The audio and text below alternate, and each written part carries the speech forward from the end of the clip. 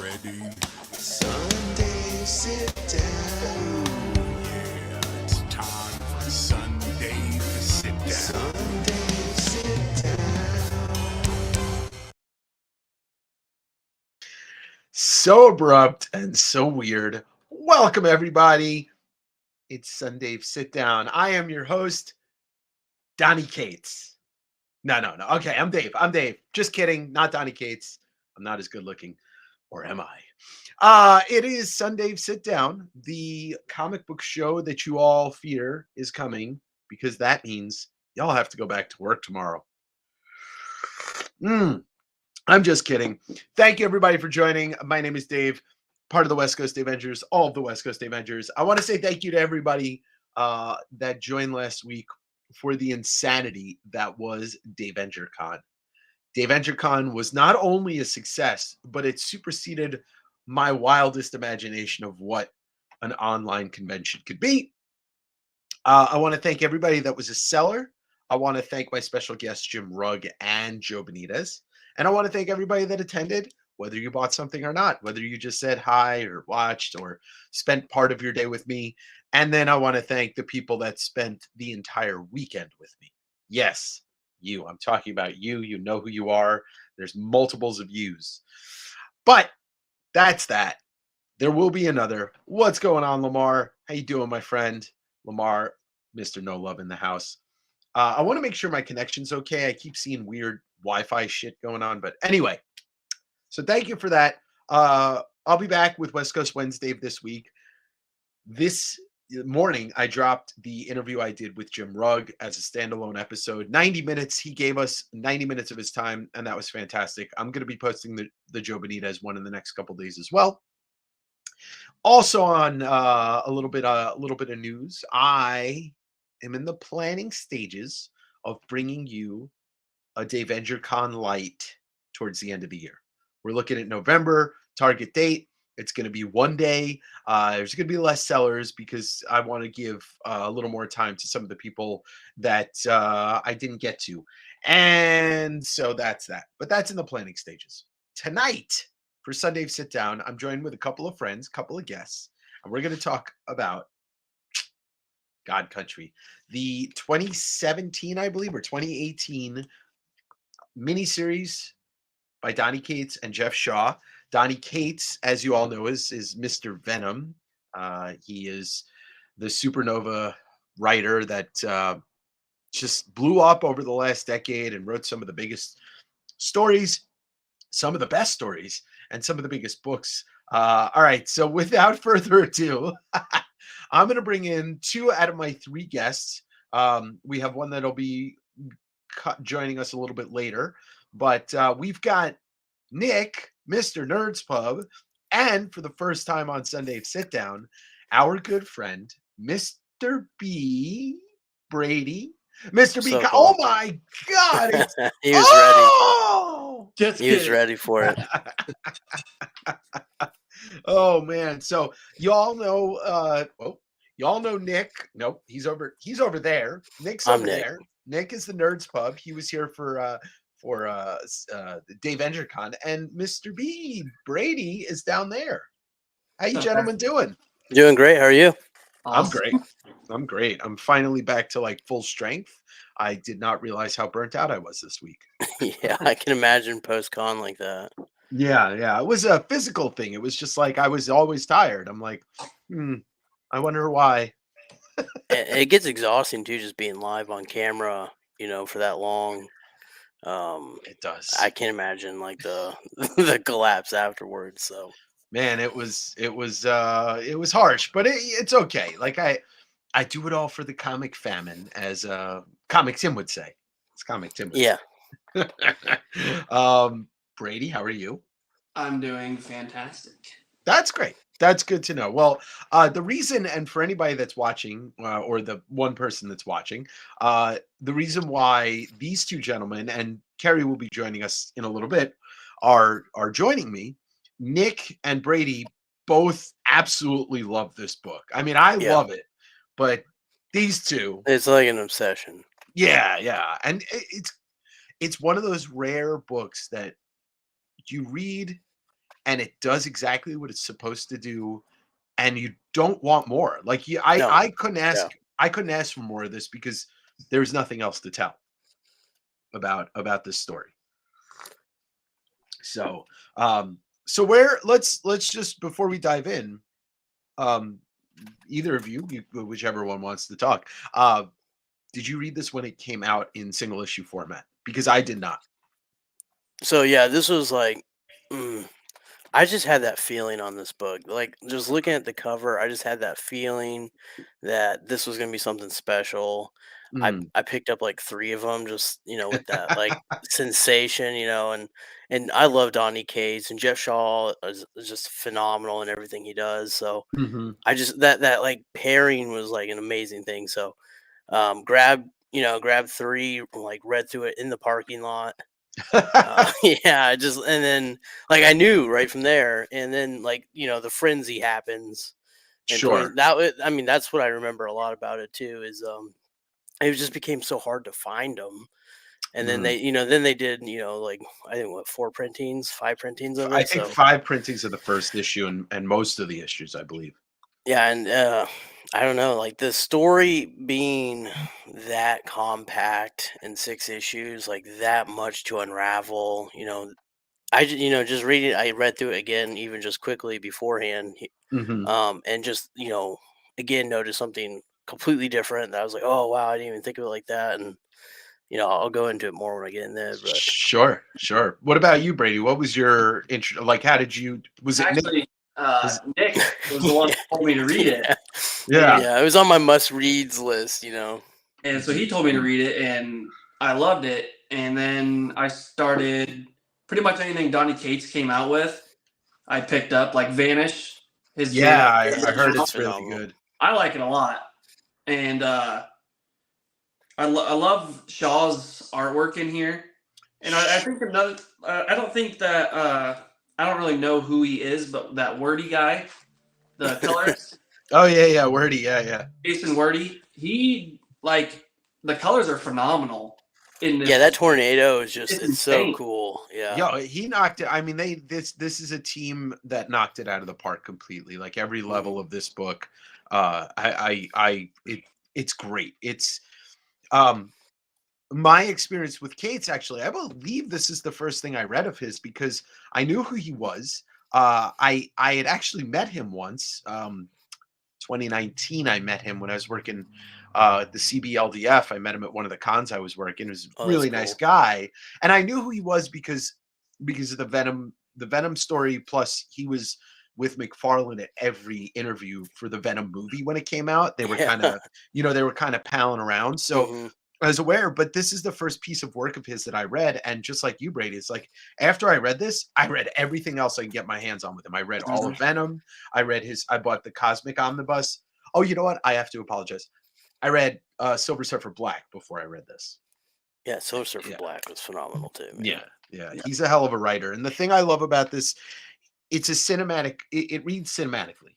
Like hmm you can imagine if they ever go through with doing a movie or whatever, a limited series, you can see how it's going to go because this is written so cinematically.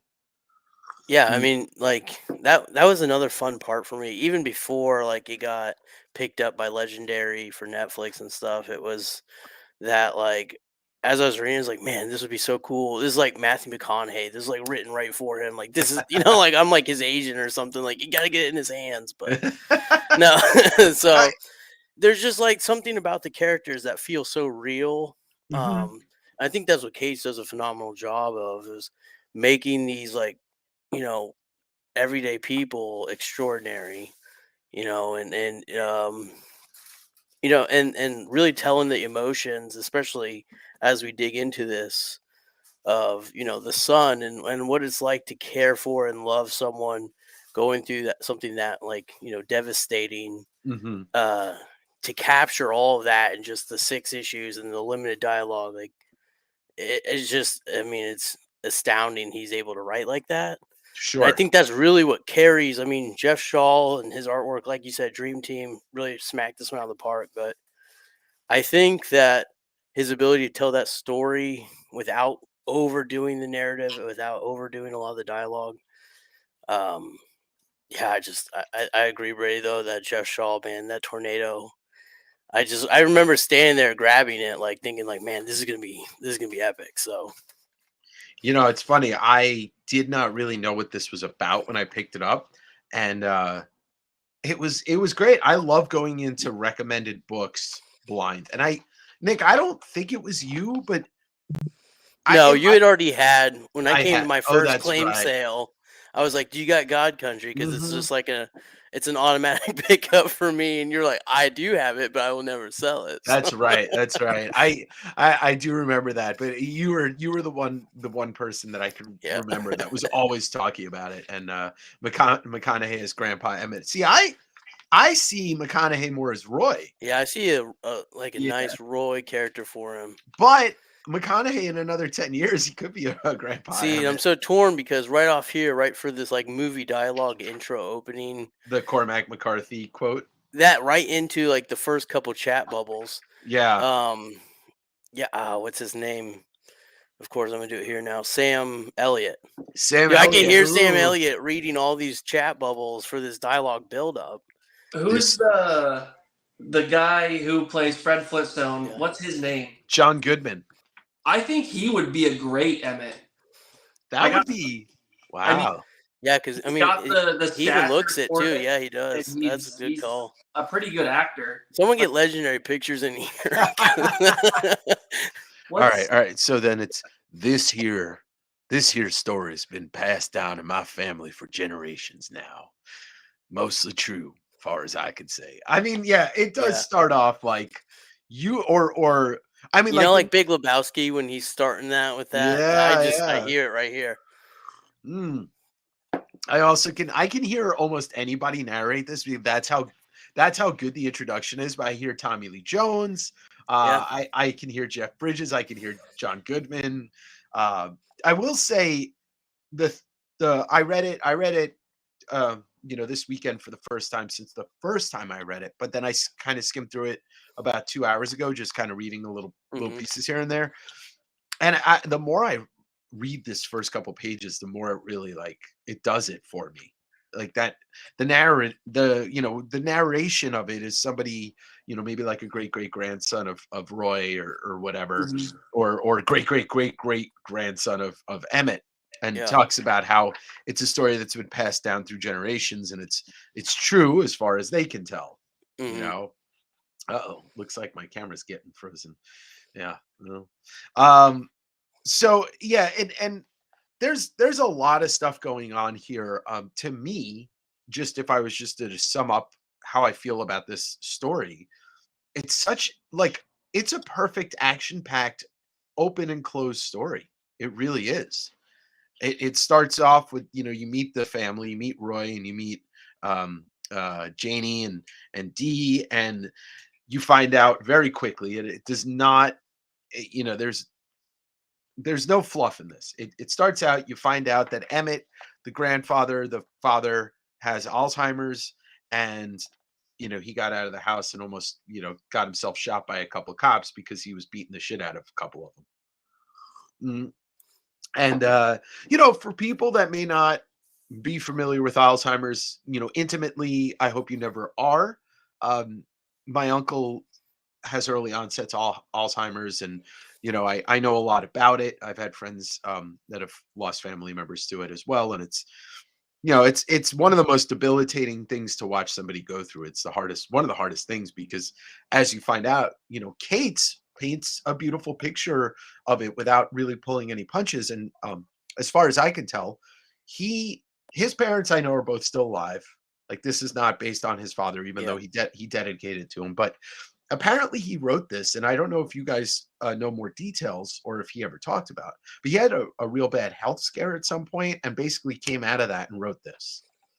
And Yeah, Really? I didn't know that. I I did mean, not. it Mhm. would make perfect sense too, though, because it does feel like a in memoir. Because I mean, still, again, with like the telling of a family story like that, Sure. it that makes perfect sense. Yeah, yeah. And like I said, I don't know the details. I read an article and I watched an interview with him, and he didn't go into depth about it. He just said it was something that happened, that he had some type of life-changing health event, and this was kind of the result of that. And it definitely does reflect it. I mean, this is a a very life or death story all together. But Geoff Straw, his art, there's pieces of Frank Miller I see in this, and I don't know if you guys kind of picked up on that, but we'll get to that. And I don't know if you've read Crossover, because that's Cates and Yeah. Shaw also. Another phenomenal. I'm not going to sidetrack us, but yeah. Oh, absolutely. I love it. And it's not finished. I mean, Yeah. unfortunately, Cates is one of the most polarizing figures in comics. And I went down a rabbit hole of like trying to find some interesting interviews, and it's all these like takedown videos on YouTube. I'm like, man, you people have nothing better to do with your Yeah, it's time. crazy. Yeah, yeah. So it opens up, and we see the severity of his Alzheimer's as he is losing, his shit, and the granddaughter, or Roy's daughter, sees Emmett losing his shit and saying, "I'll kill you, get the fuck out," and kind of brings about this. You start to see the two of them kind of fraying at the edges, Janie and Roy, because they're arguing because she doesn't want to spend any more time dealing with Emmett.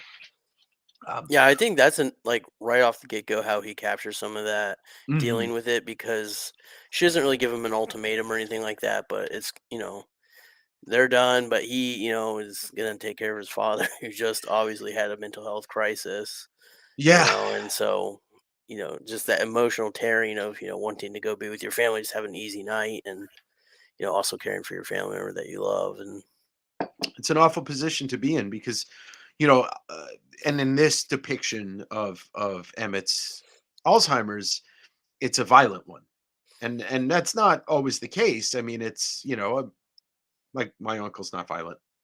It's like the least violent person on the face of the earth. One would say he's a pacifist, and so this would never be him. But I'm sure in many cases it's just it's the I can't imagine what that's like, to not know who you are, where you are, yeah, and like the anger that probably simmers in somebody that is un, confused. and I obviously don't know how it feels, but it being on the grasp, as he talks about later in the book, like it's right there, but he can't grab who he is. He can't grab that memory anymore. So Mm-hmm.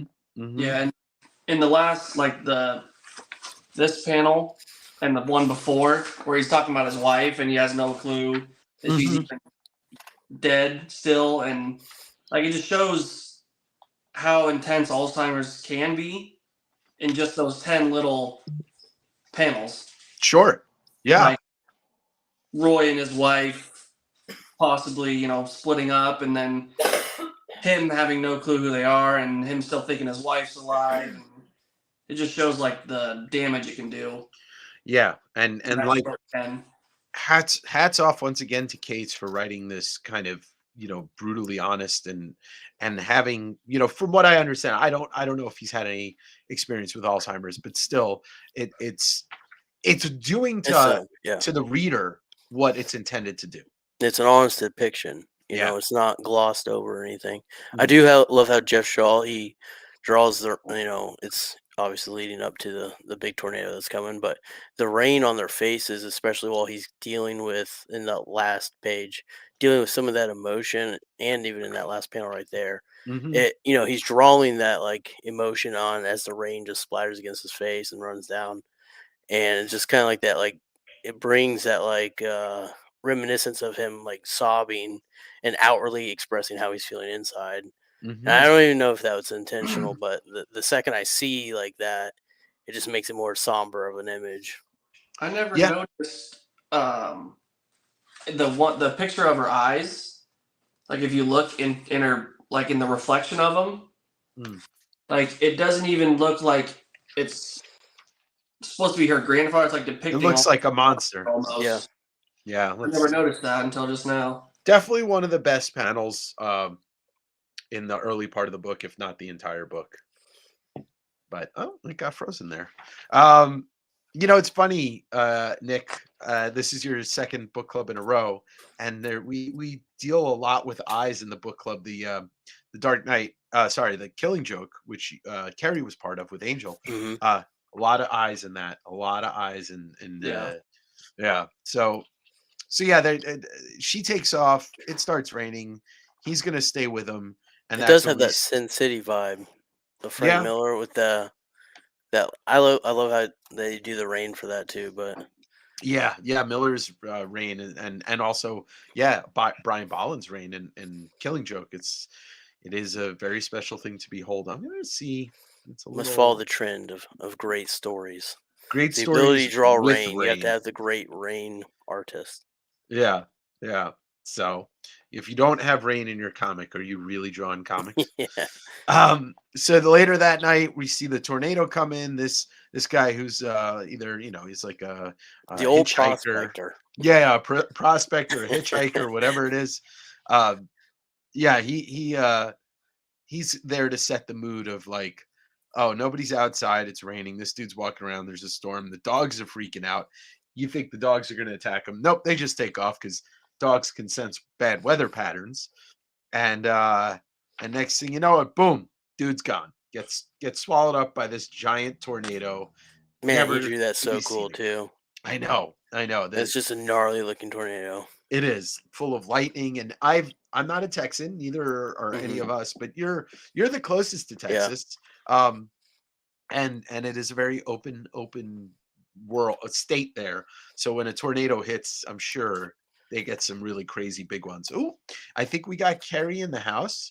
And All let's right. see. Hold on. I gotta scroll down here. And Keri, there she is. Hi, Keri. Hey, Keri. Hi. Hi, Keri. Hi, friends. Sorry, I'm late. It's okay. You're just in time for the tornado. Oh, lovely. Great timing. Mhm. Exactly. Now get under your desk and wait until the tornado passes. Gotcha. I can do that. So by the way, everybody, this is Keri Jones. Everybody say hi to Keri. And if you don't say hi to Keri, well, then you're no friend of mine. Hey, I didn't know if I found the right stream. Kyle Darcy is in here. You're Yes. in the right stream for Sundave Sitdown. Dave, that's actually my brother. Oh, hi, Kyle. Nice to meet you. Cheers. So we get here just so the tornado starts ripping through, and Janie and Dee are freaking out. So they turn around, and the tornado hits the house, and this is mass destruction right here. And it's illustrated beautifully. Gives you the sense that everything just got destroyed. And for anybody that never read this before, you're like, oh, everybody's dead, but they're not. And why is that? Well, because it's a comic book, and it's the beginning of the comic book. You don't kill all your characters at the beginning of the story. Not even Robert Kirkman's that insane. See, I do love how fast, just like he gets into it. Mm-hmm. Like, because when I was rereading it, I was like, damn, I don't remember it really kicking off that quickly. But he wastes zero time. No, yeah, this is issue 1 is truly does its job by grabbing you by the throat and says, all right, here we go. We're going to start this off high octane. And it truly does. And yeah, I mean, the house gets destroyed, and then this demon comes out of nowhere. I absolutely love this panel, this one with the demon chasing Dee and Janie, because it's the angle that it's shown in and depicted in. Oh, and we're frozen. It's just something about that panel that I absolutely love. Yeah, it is really nice. But the narrator's telling us everything we need to know, which it's kind of funny because the narration in this kind of reminds me of like the Wonder Years or something like that, where it just tells you a little too much. Yeah. Hold on one sec, Nick. I got to get that thing out of your face. It's cool. No, we got to get I will be the Davenger con. No, I totally forgot. Let's move it. Now there we go. That's cool. I got to figure out how to get it out of there. There we go. There we go. All right.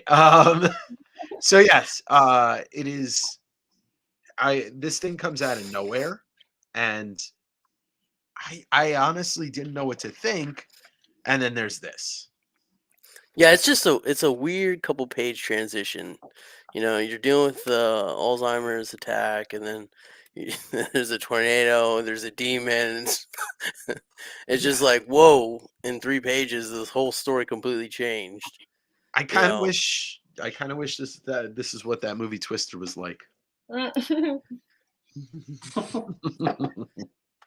also love the art and I love the colors. Like all Yeah. the art, the whole like every issue is beautiful. Like it's beautiful, but The this colors one are- in particular, I just I that love was it. like one of my things I wanted to know, and I ran through right, like I said right beforehand, Mhm. and I found like the color goes to that rainbow palette anytime he finds like a moment of peace.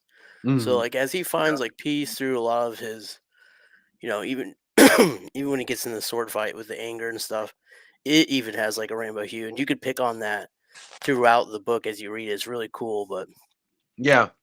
Well, I think it's the only way to really push the point across that this thing is otherworldly, and all of what's happening is otherworldly. And we did touch on it, Keri, at the beginning. It's kind of a dream team, Shaw and Wordy doing the art duties, and then John Hill doing the letters and design. Yeah, it's one of those times that a book that is completely done digitally, it just hits on all cylinders. Like this would never look good if they tried to do it 20 years ago. I don't think you could have, like, unless you had a guy like Jack Kirby doing it. Yeah. Yeah.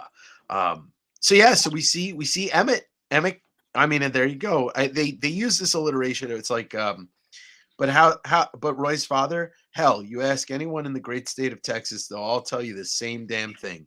Emmett Quinlan was a god. And they're talking metaphorically, but they are also putting it across that he is now empowered with mhm. the powers of a god, the god of blades, that is. And so there's where he has the realization that his memory, everything just came back to him at once with the power of Valofax. Now, Valofax is, I did a little research. It's a completely made up name. I was hoping that it wasn't. I was hoping that, like, it has a deeper It meaning. feels like it Yeah. alludes to It something feels else for legit. sure. Yeah. Yeah, I gotta say, I can't think of a comic book name, or a comic book name in the last 20 years that's as fucking cool as Valofax. It definitely has that like Tolkien pull. Yeah, it has the token. Well, because there's Shadowfax, Hmm. which is the Lord of That's all what I'm saying. Wars. It's like right there, man. Beautifully picked. Yeah, yeah, it is. And Valofax, is the next character that we meet in the story, technically. Yeah. Although we don't really meet Valofax until the next issue. But yeah, But see, you that. could pick up those rainbows. I was just Yeah. gonna say that. I think going back to like Nick's point, the rainbow and the pastelly, like the brighter colors, I Mm. think when he first remembers, I think that's such a pivotal point. And then the next panel, it goes back into those darker, like, I don't know. So I think the coloring is just beautiful in the storytelling. It Uh, is. It is. No, I thought there was more. Sorry. You can never go, as Tripp said, you can never go wrong with giant swords. Yeah. There's never been a story that I didn't enjoy that had a giant sword. It's always enjoyable. But yeah, his realization is everything kind of comes back to him. Does not realize that he has a granddaughter, and yeah, you see the rainbow hue, the pink skies of, and it kind of tapers off, and you see it still here in the planet, and then yeah, it gets darker right here with that chain, and we find out that they haven't they haven't been they're not out of trouble yet, because you just met the god that wants the sword back. Yeah, that's a dope last panel too. Yeah, it is. It really It sets is. up for two. Great design on the character. You see the star right there. Even the sun coming over the earth there is vibrant. Yeah, let's go back and look at that. Yeah, over here, these shots of the sun coming. What's going on, Big B? We're doing God Country for Sundave Sitdown Book Club. So that was the end of issue 1. Issue 1 is absolutely just, high octane, doesn't let go, and it continues right on to issue 2. Now, Uh, I'm assuming this is the original cover for issue 2, Mm. but I don't know if I have it. I have one of the copies of issue 2, but I don't know what printing I have. But that's just a beautiful Texas sky. You know, people who live in the Southwest and in Texas will say that the greatest sunsets are there. I can't disagree with that. I've seen They're many, gorgeous. Yeah. many a Yeah. Texas and Arizona sunsets, and they are beautiful. Yeah. And sunrises, I guess. What's going on, brother? Interglobal in the house. All right, so now we've got the family back together. Emmett has what seems to be cured of Alzheimer's by the sword, and he's just happy and pleasant, and he's his normal self. Um, yeah, it's amazing, but Janny's not convinced, not yet, at least, because then they do a flashback, and we get a little bit of a flashback to Emmett being in the hospital with pregnant Janie, um, and I guess they just got married, but Emmett is hospitalized, and you know, Kate's once again just does a really good job of depicting Alzheimer's to get the emotional response we need for this story. You know, and yeah, it's horrible, but it's beautifully done, and that's where you see Emmett kind of crying and just remember. He says, "I remember everything" in a whisper to Janie. And Uh Dave, just to pause right there. I thought that those couple panels of Dina like running up to him and giving him a hug and like this really, I just thought it was such a sweet moment, and I was trying to depict like a word to capture those few panels, and I'm like, that's just so sweet because I can picture like my 2.5-year-old running up to my grandfather, and like I just pictured that in that yeah, moment, and it was just a really sweet panel, but it also really pulled up the like the heartstrings and the emotions of it too. And I thought, wow, way to use the kiddo to really pull the heart. Like having a whole dad was like, wow, that was something. But it was that's good writing. it was really good writing. Yeah, low hanging fruit maybe, but also good writing. Yeah. See, and Kate's also uses this next page that you go to. This hospital scene later in the book, Roy meets with his father, kind of discussing some of the guilt he's been having, and he says, the grandfather says, I'm tired of people talking about me like I'm not there, Yeah. because he still can hear, even though he's not. And so it's kind of cool because, he's in this hospitalized state and they're speaking to him, but, it's not like it's all, registering. There's no like dialogue back or anything like that. So I think it's like beautiful, like Keri was saying, it like wipes away all of that Alzheimer's, Valifax wipes away all the mental disease he's battling, gives him his memories back. And I think it really shows he's allowed to like reconnect with his emotion that he was lost, all that familial bond and emotion that was cut from him from that disease. This is him experiencing it all back at once. And yeah, it does paint a really emotional image, getting to hold your granddaughter for the first time and knowing, who she is. Yeah. Yeah. I want. Sorry, Dave. No, I was No, just gonna no. say, I feel like it also really it drives those emotions and then it creates the reasoning for everything to happen later on in the story. It builds upon, and that's again good writing, but Sure. it really does build upon you really feel like for him in a sense, and in the fight and in the grit behind all of his actions moving forward. Like it gives a solid foundation and a solid reasoning behind it because you get to see these moments, right? Like, and if I had those types of moments and if I was able to remember, it all makes sense and it all kind of clicks. And so I feel like it just captured, and I really like that in the whole story. I feel like this was the part that were kind of broke, and you were kind of like, there was that piece, like Nick said. Like I thought that's a great way to put it because there is for a couple panels, right? There's that sense of peace of and stillness in the whole story, which I thought was really well done. It's interesting to me. I just had a kind of a thought about how Emmett has everything kind of flooding back at once, which doesn't seem realistic. If you were to cure Alzheimer's somehow, it probably wouldn't be like that. But it kind of brings to me, I wonder if Cates took a little inspiration from a plot point in the movie The Crow, where Brandon Lee's character thrusts all of his memories all at once onto the antagonist, and he kind of has this like just falls back and falls off the thing. But I wonder if that's kind of like a little inspiration. I'm sure Cates loves The Crow, and it just kind of brought that to my mind. So they're asking him to put the sword down, and he's just like, he says no. He rebuilds, like, the sword is given him powers. I'm sure he doesn't fully understand it because Valifax is working through him, or vice versa. But he rebuilds the house just by thinking about it. And it's like it's a way to show that his memory is rebuilt. Like, he's rebuilding the house just like his memories just got rebuilt from Valifax. It's just another plot device, I guess you want to call it, but it works because it makes sense. Like, it's restoring, his life back to what it should have been. And he says, "Am I rebuilding the house out of thin air? Don't be ridiculous, son. That was Valifax." So that it's showing us that Emmett and the sword are one right now. And I also appreciated the comic relief.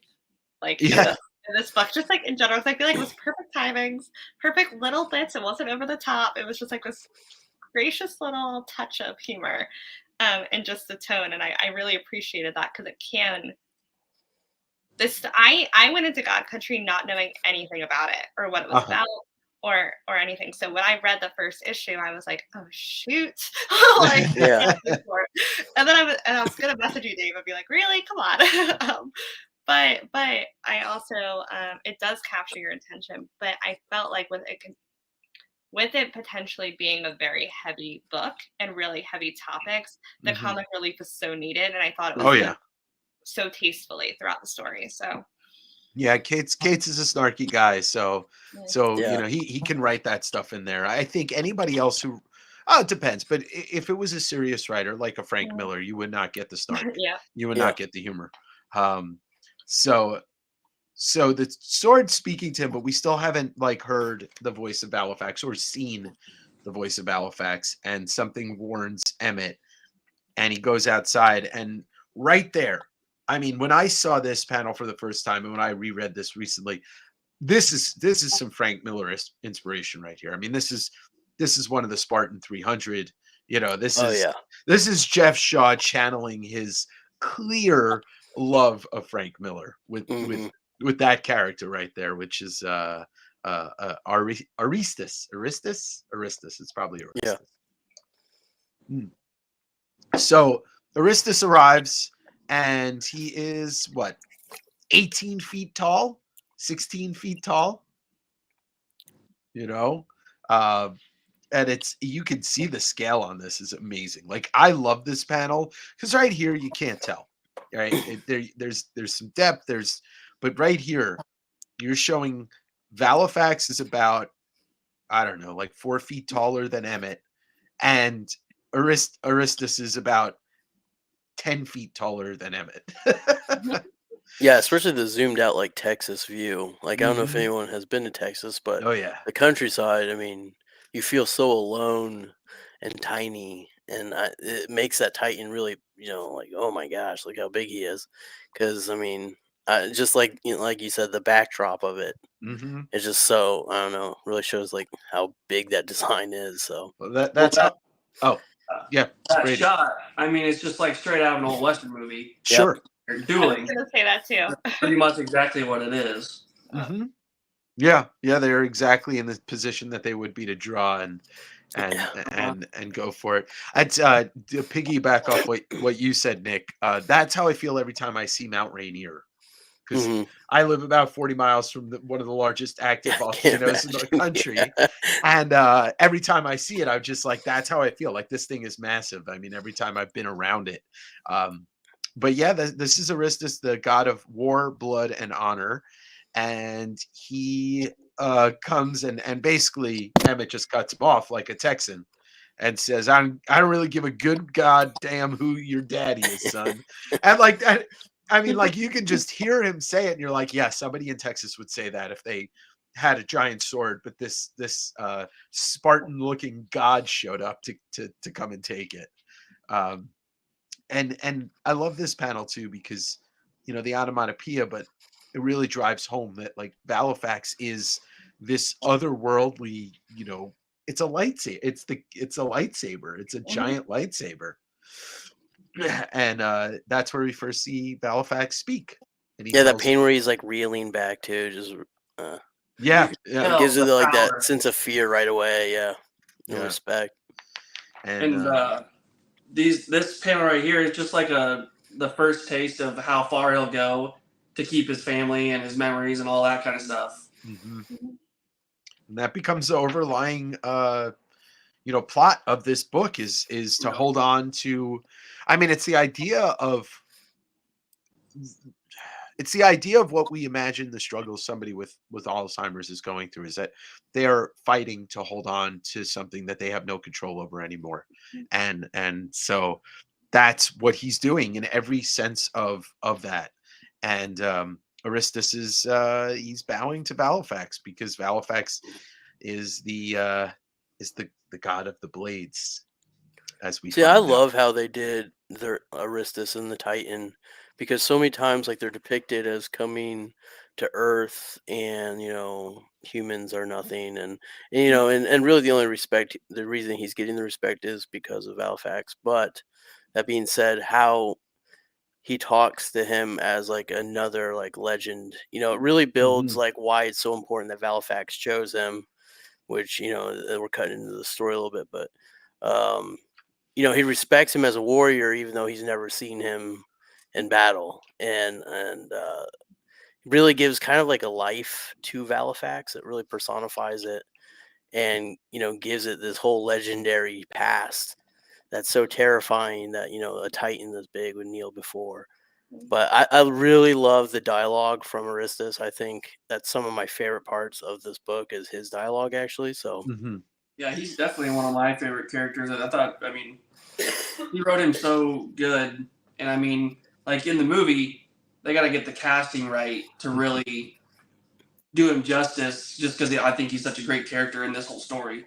He is, because he's an ally. That's why we like him, because he's an ally that won't that's trying not to compromise the sanctity of not murdering anybody, like not causing worldwide destruction. I do love this bit of comic relief right here where Jane is like, the fucking mommy cursed, and then Roy's like, yeah. Yeah. He's just like, what the he's in permanent what the fuck mode, and Janie's just getting to what the fuck mode. It's been a wild 2 days for them. But I also sorry, Dave. What I really appreciate about Artitus, I'm gonna butcher his name every time. It's okay. Is I feel like he's there's a human side to him. Like there's a sense of humanism that I feel like you root for and you kind of relate through with, and even as the story progresses, and not cutting into it too much, but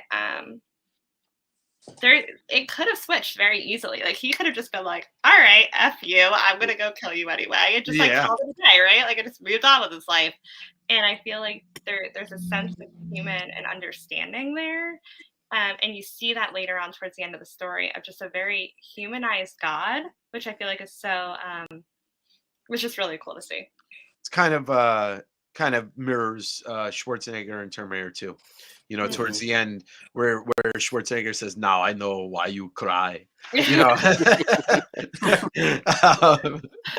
yeah, and I think that's it. Like you find he's trying to be honorable and not be a murdering god. And by the end of the story, you're like, yeah, I was right about him. Like we liked him all along, and we were right. Our intuition was right. So he's gonna go talk to Emmett in private, and Emmett tells Roy he'll be back, and then boom, they're gone. And that there's also the curiosity. I think D you know, the kid kind of represents a little bit of what the reader is supposed to experience by not really knowing what's going on, but Mhm. like being inquisitive and, you know, is grandpa okay? And she's always asking questions because I mean, look, I'm I'm childless, but I know what kids are like. I was one Yeah. once, where they're inquisitive. That by nature they're inquisitive, and so I do love that piece of the story is like having this very inquisitive and mostly aware kid. She's not so young that she Mhm. doesn't know what's going on. She just Yeah, doesn't know what's going I don't know if anyone else has kids in here, but they capture the asking these questions at the most inopportune time, no on. matter who they might offend, like just wildly open, just shooting from the hips, like, is grandpa okay? Like, Yeah. hey, let's just get inside. Come on. Kids don't give a shit. I mean, I'm Yeah. like a kid. I don't give a shit. I'll ask a question The at an last frontier of opportune time. honesty. Yeah, Yep. they are. They truly are. I Uh, feel I feel like you see this childlike hope in her too, Mhm. Yeah. especially towards the end of the story. And that was a note that I had written later. But I just feel like she kind of carries the hope in the Yeah. Mhm. story, which I found to be really, again, sweet and wholesome. And here, speaking of hope and mixing that with peace, here we bring back the pink cotton candy sky, which is giving us a sense of this is not going to be a fight between the two of them. It's truly Mhm. going to be a conversation, and it is.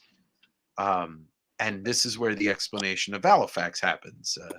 You know, this panel right here, just as I live in every war waged, and my brother Balagrim lives in every rot and death, so Halifax exists in the edge of all the blades. So, you know, it's pretty interesting concept. And I don't know if it exists in any mythology that there is a god of physical objects. You know, we know there's gods of emotion, there's gods of acts of, you know, war and love and, you know, all that. But I don't know if there's any mythology that exists where there is a god of a physical object, like god of Yeah. rocks. I don't know. But Dwayne Johnson's the god of rocks. Yeah, I don't know if you've read American Gods by Neil Gaiman, Yes, but yes, I that's just fucking a love phenomenal it. another. Yeah, I don't and want The Rock anywhere near this. well, I don't mean in the movie. I just meant, although you know, he could play Aristus. He actually does have the acting chops to play something that's more of a, well, you know, a rock. You know, emotionally, I should say.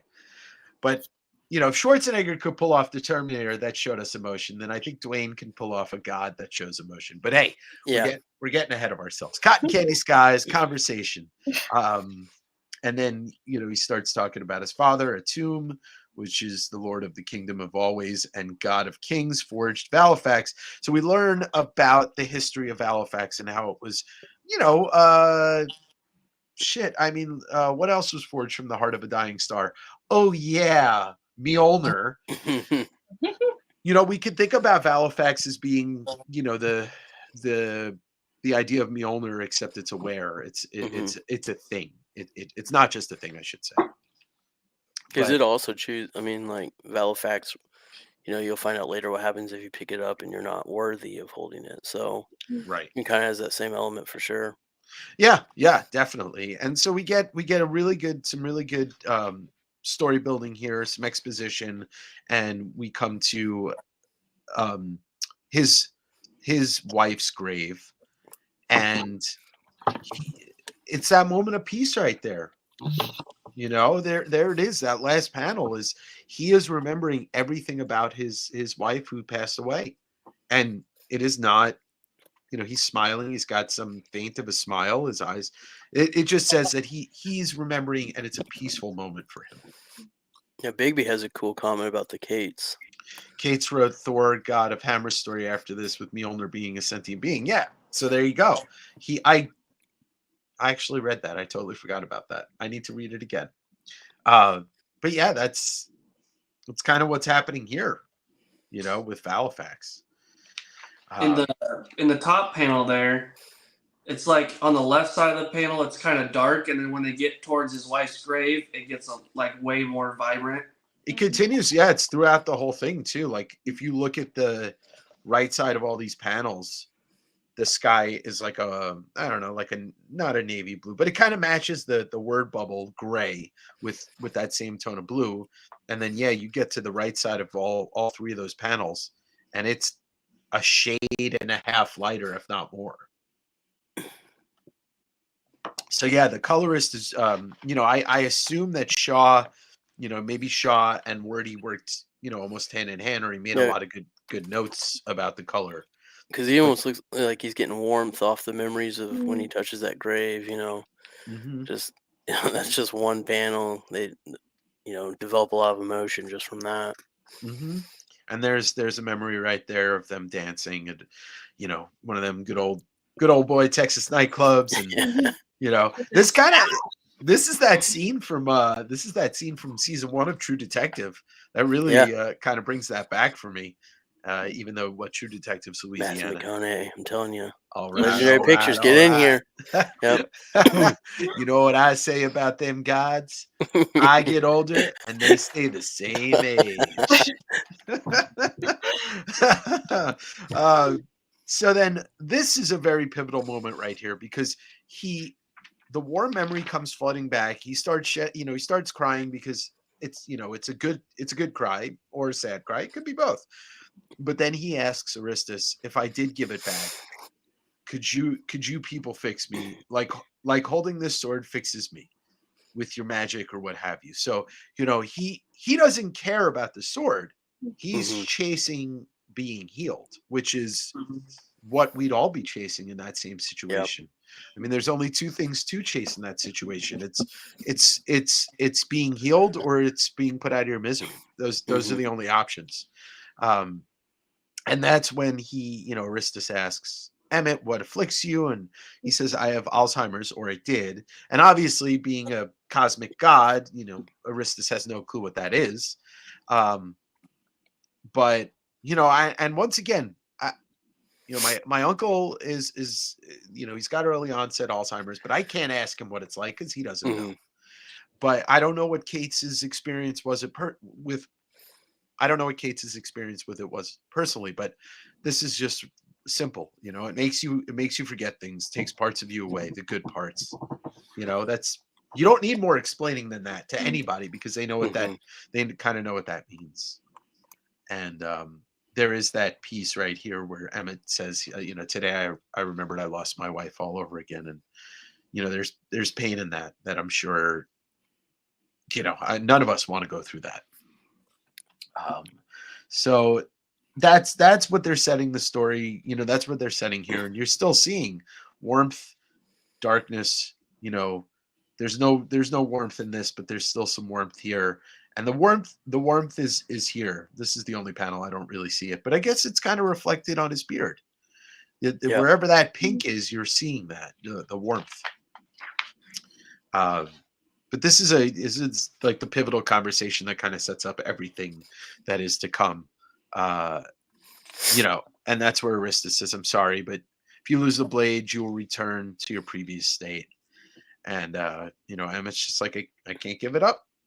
And they kind of reach a stalemate. But like you said, the humanity of Aristus is showing right here, where he says, I understand, know that you may change your decision anytime. It's my hope that you will. Think better of this, but if not, next time we meet, I'll fear we will not meet as allies. I mean, that's a very nice way of saying, we're going head to head. Yeah. But and then we'll have Nick. Like you could talk about it because I know you want to. The last page of book. Yeah, man. This one, I don't know how you don't get hooked on this book after this. Let me see here. Try to zoom in a bit. You can read it. It's a little bit blurred on mine. Okay, so it sets up that last page of this book, and Aristus says, "Do you have a message for my father?" And so we flash to the Kingdom of Always, which is in a dying star, which looks just like Nidavellir in Avengers in Infinity War, and he. This is kind of like the template scene, going to your father, who's, the god of all gods. And basically he tells him, he's not giving up the sword. And Atum asks, what were his words? And, we get that that last panel. Yes, my lord, they were. Boom. Come and take it. Oh Come and yeah, take it, man.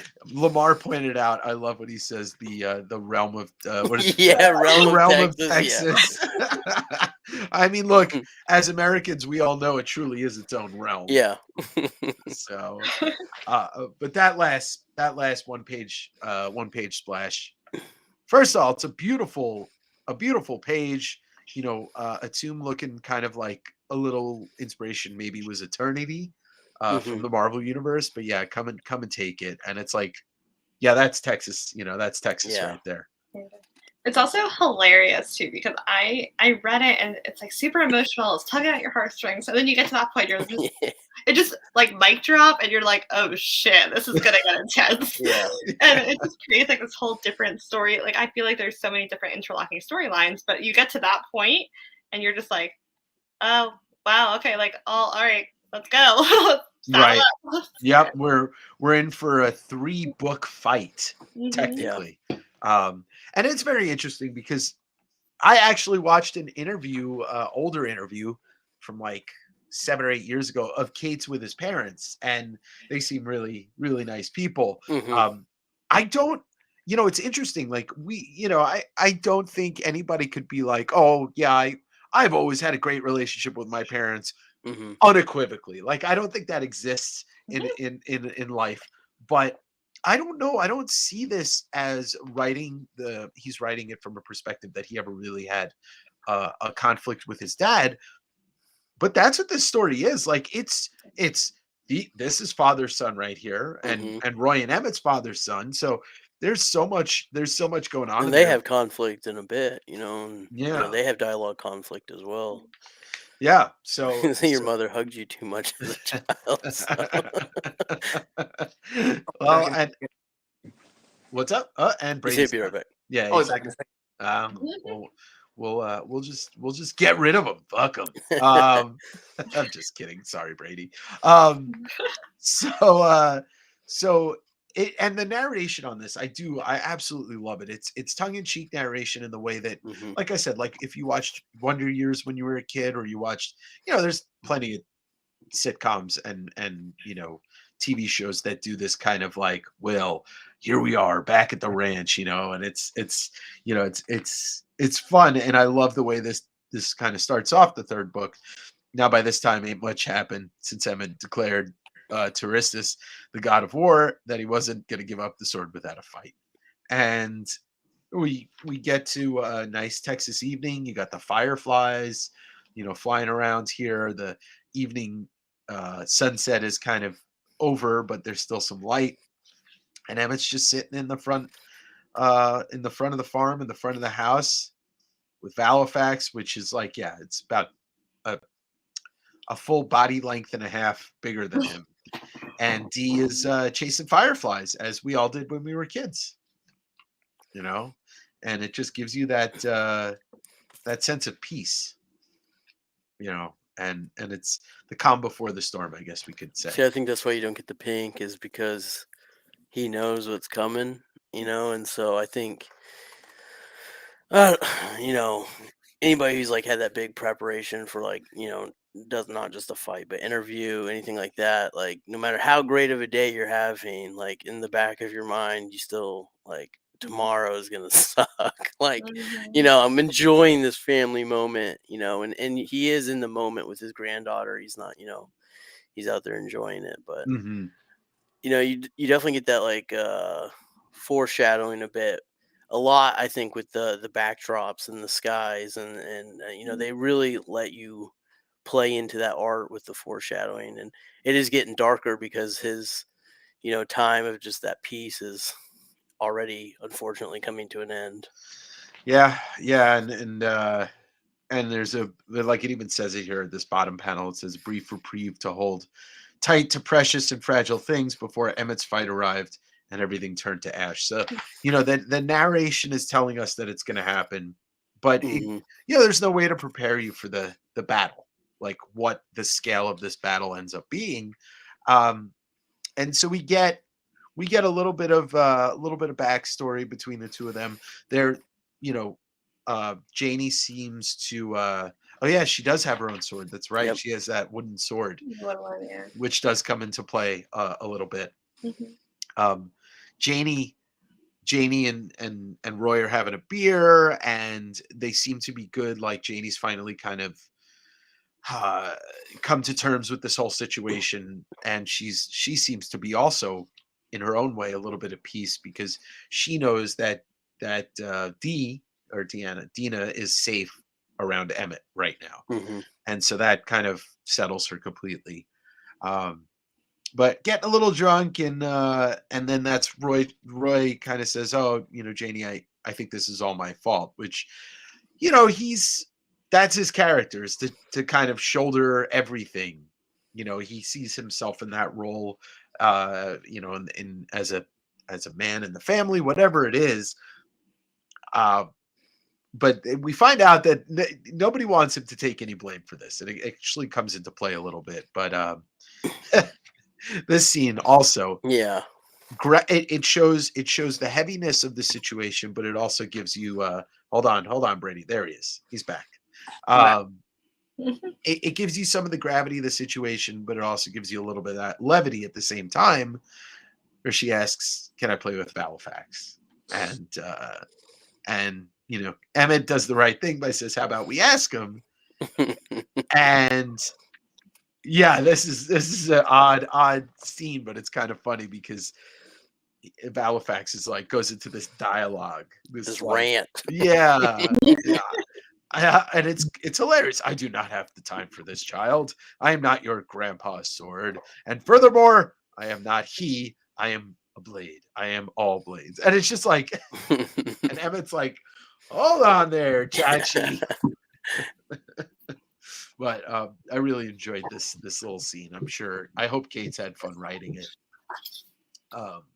But basically, scares the shit out of the kid, and so then Halifax kind of keeps going. In this panel, I mean, come on, the kid's like Yeah, sad. it's super over dramatized too, with the pout and everything. But Yeah. And she runs into the house, and Emmett's just like, "Oh God, this fucking sword." But I do like this, like the resolve of Halifax saying, "I'm not accustomed to talking to children," and Emmett's like, "Yeah, no shit." this is how I know Donny Cates was long. Either has children or is an uncle or something. But the mom's reaction when Emmett comes in to tell her that she's crying, she's just like, "Oh Lord, like, what is it this time? Here we go." Straight like. Yeah, I think it's on the next page. My bad. it is on the next page. It's good though, and start to get to some of the resolve of like this conversation that Roy feels like this is all his fault, and we find out that the death of his mother and Emmett's wife really sent Emmett over the deep end, which does not cause Alzheimer's, but it put him in this place where he says that he was angry all the time and was trying to punish everybody for the things that were taken from him. And it's just, that's the grieving process, and the Yeah. grieving process is different for everybody. But if that's the last kind of place he was mentally when he started to develop the symptoms of Alzheimer's, it's the last thing that he remembers is being an angry person. So that's kind of sets up a little bit of in hindsight what we saw in the beginning of the book. Yeah. Yeah. Definitely a fractured relationship in the family. I also really appreciate. Well, I think it was hard because you feel a lot of pain in here, especially when he was like, "I just prayed or I wish that he would just like somebody would just take him." Yeah. And I feel like just in personally going through this right now in my life, you get to a point where you see this happening, you see this awful disease, and you feel guilt. Like there's so much guilt because you're like, it would be so much easier just like you feel like you're consistently grieving, right? Like Sure. you're at this point where you're just consistently.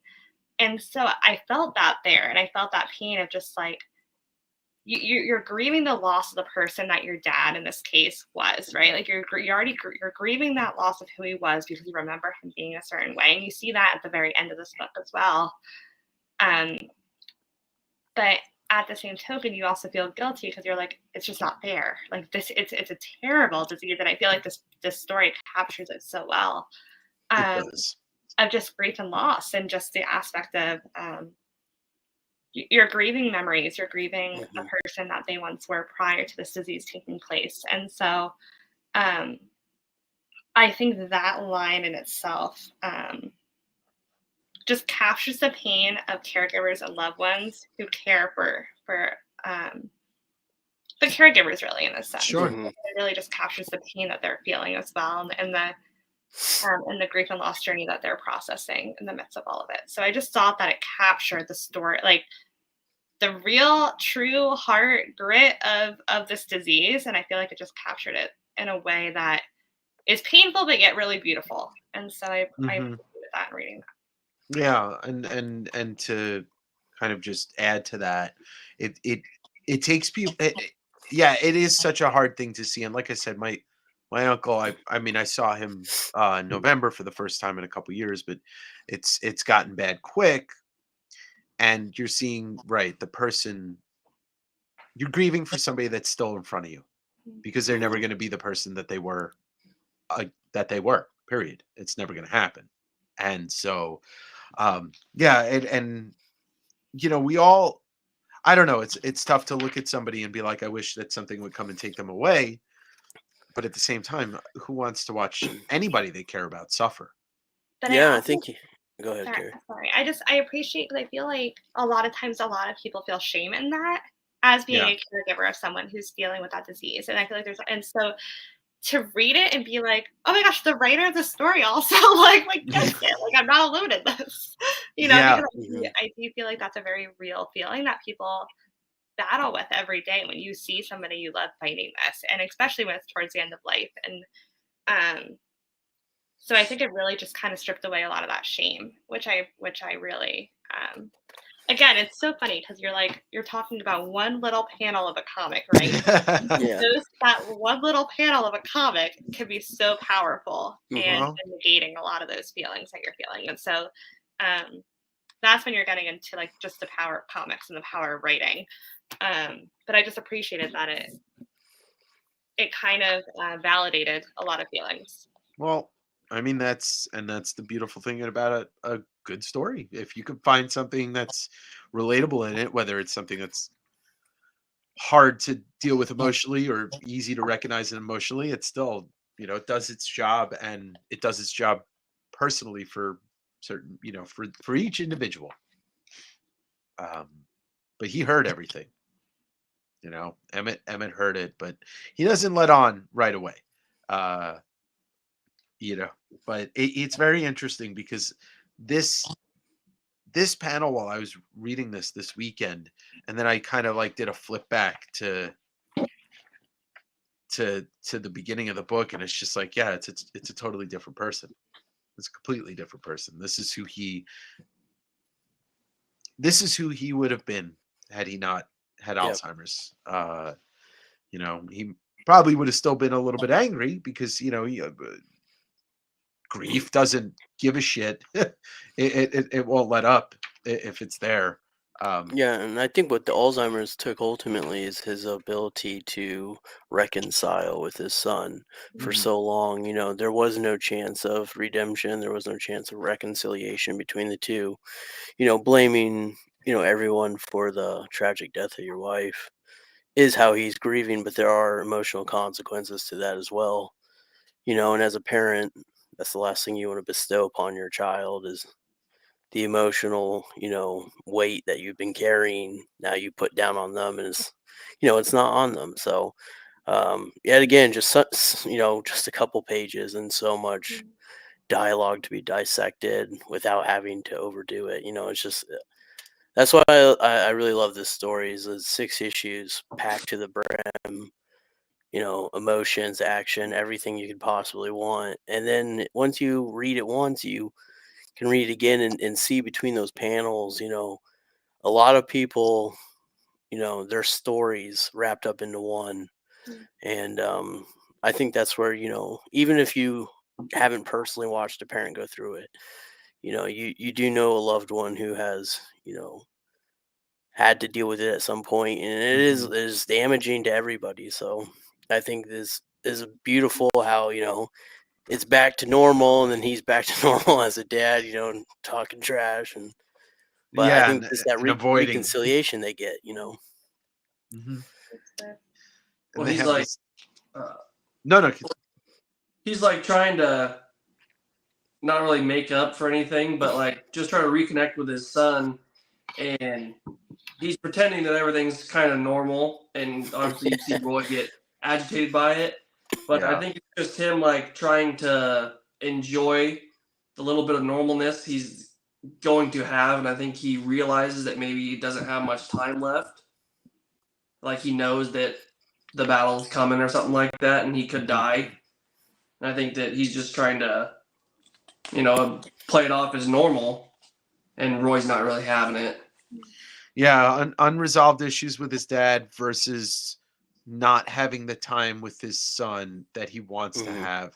And Yeah. they're both two cars about to crash in an argument.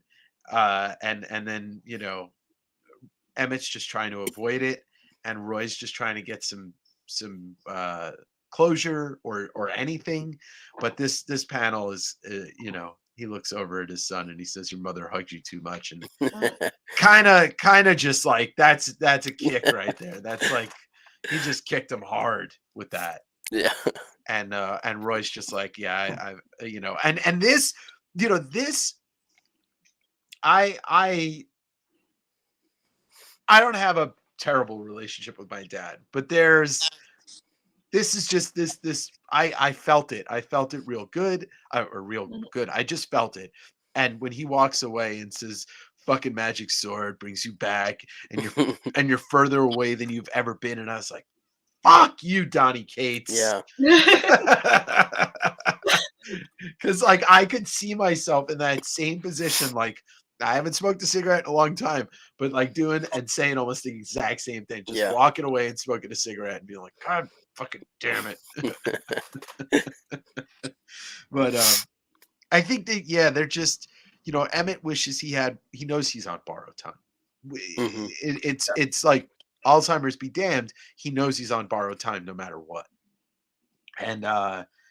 And he says, "I heard what you said, son, and you got to get all of that foolishness out of your head. You didn't bring that demon here." And they're having a conversation about the sword, and this is a really heavy moment here, but it's interrupted by more demons. But just trying to see, there was a line in here. That thing that came here, demon-looking thing, it wasn't answering your prayers, son. I don't know why it came or why Halifax chased it, but it wasn't coming to take me. Prayers like that don't get answered. And before Roy has a chance to say anything, he gets bit by a shadow demon. Honestly, when I read this the first time, I was like, "Well, Roy's dead." Like, me too. Yeah, that's what I thought. That was fun. I was like, lots of plot twists. Yeah, would have been. Yeah, that would have been like a Kirkman plot twist. Like, oh, this character? They're dead. Co-written by George R. Martin. Okay. Yeah. Ruin all your hope. But Roy turns around and knocks the demon back, and Emmett's there to. I love this too. I got you. You're okay. What the fuck? And Halifax has basically said that Aristus's brother is here with his army of the dead. So, he's kind of like the devil or Hades, whatever you want to label him as. But this shows the depth of what they're about to get into right here with this army of the dead, and Halifax just shines a light on everything. And we're about to get into battle time, and it kind of doesn't let up too much until the end of the book. But do love this 2-page spread. I mean, this shows the depth of the doo-doo they're in. Yeah. Depth of the doo-doo.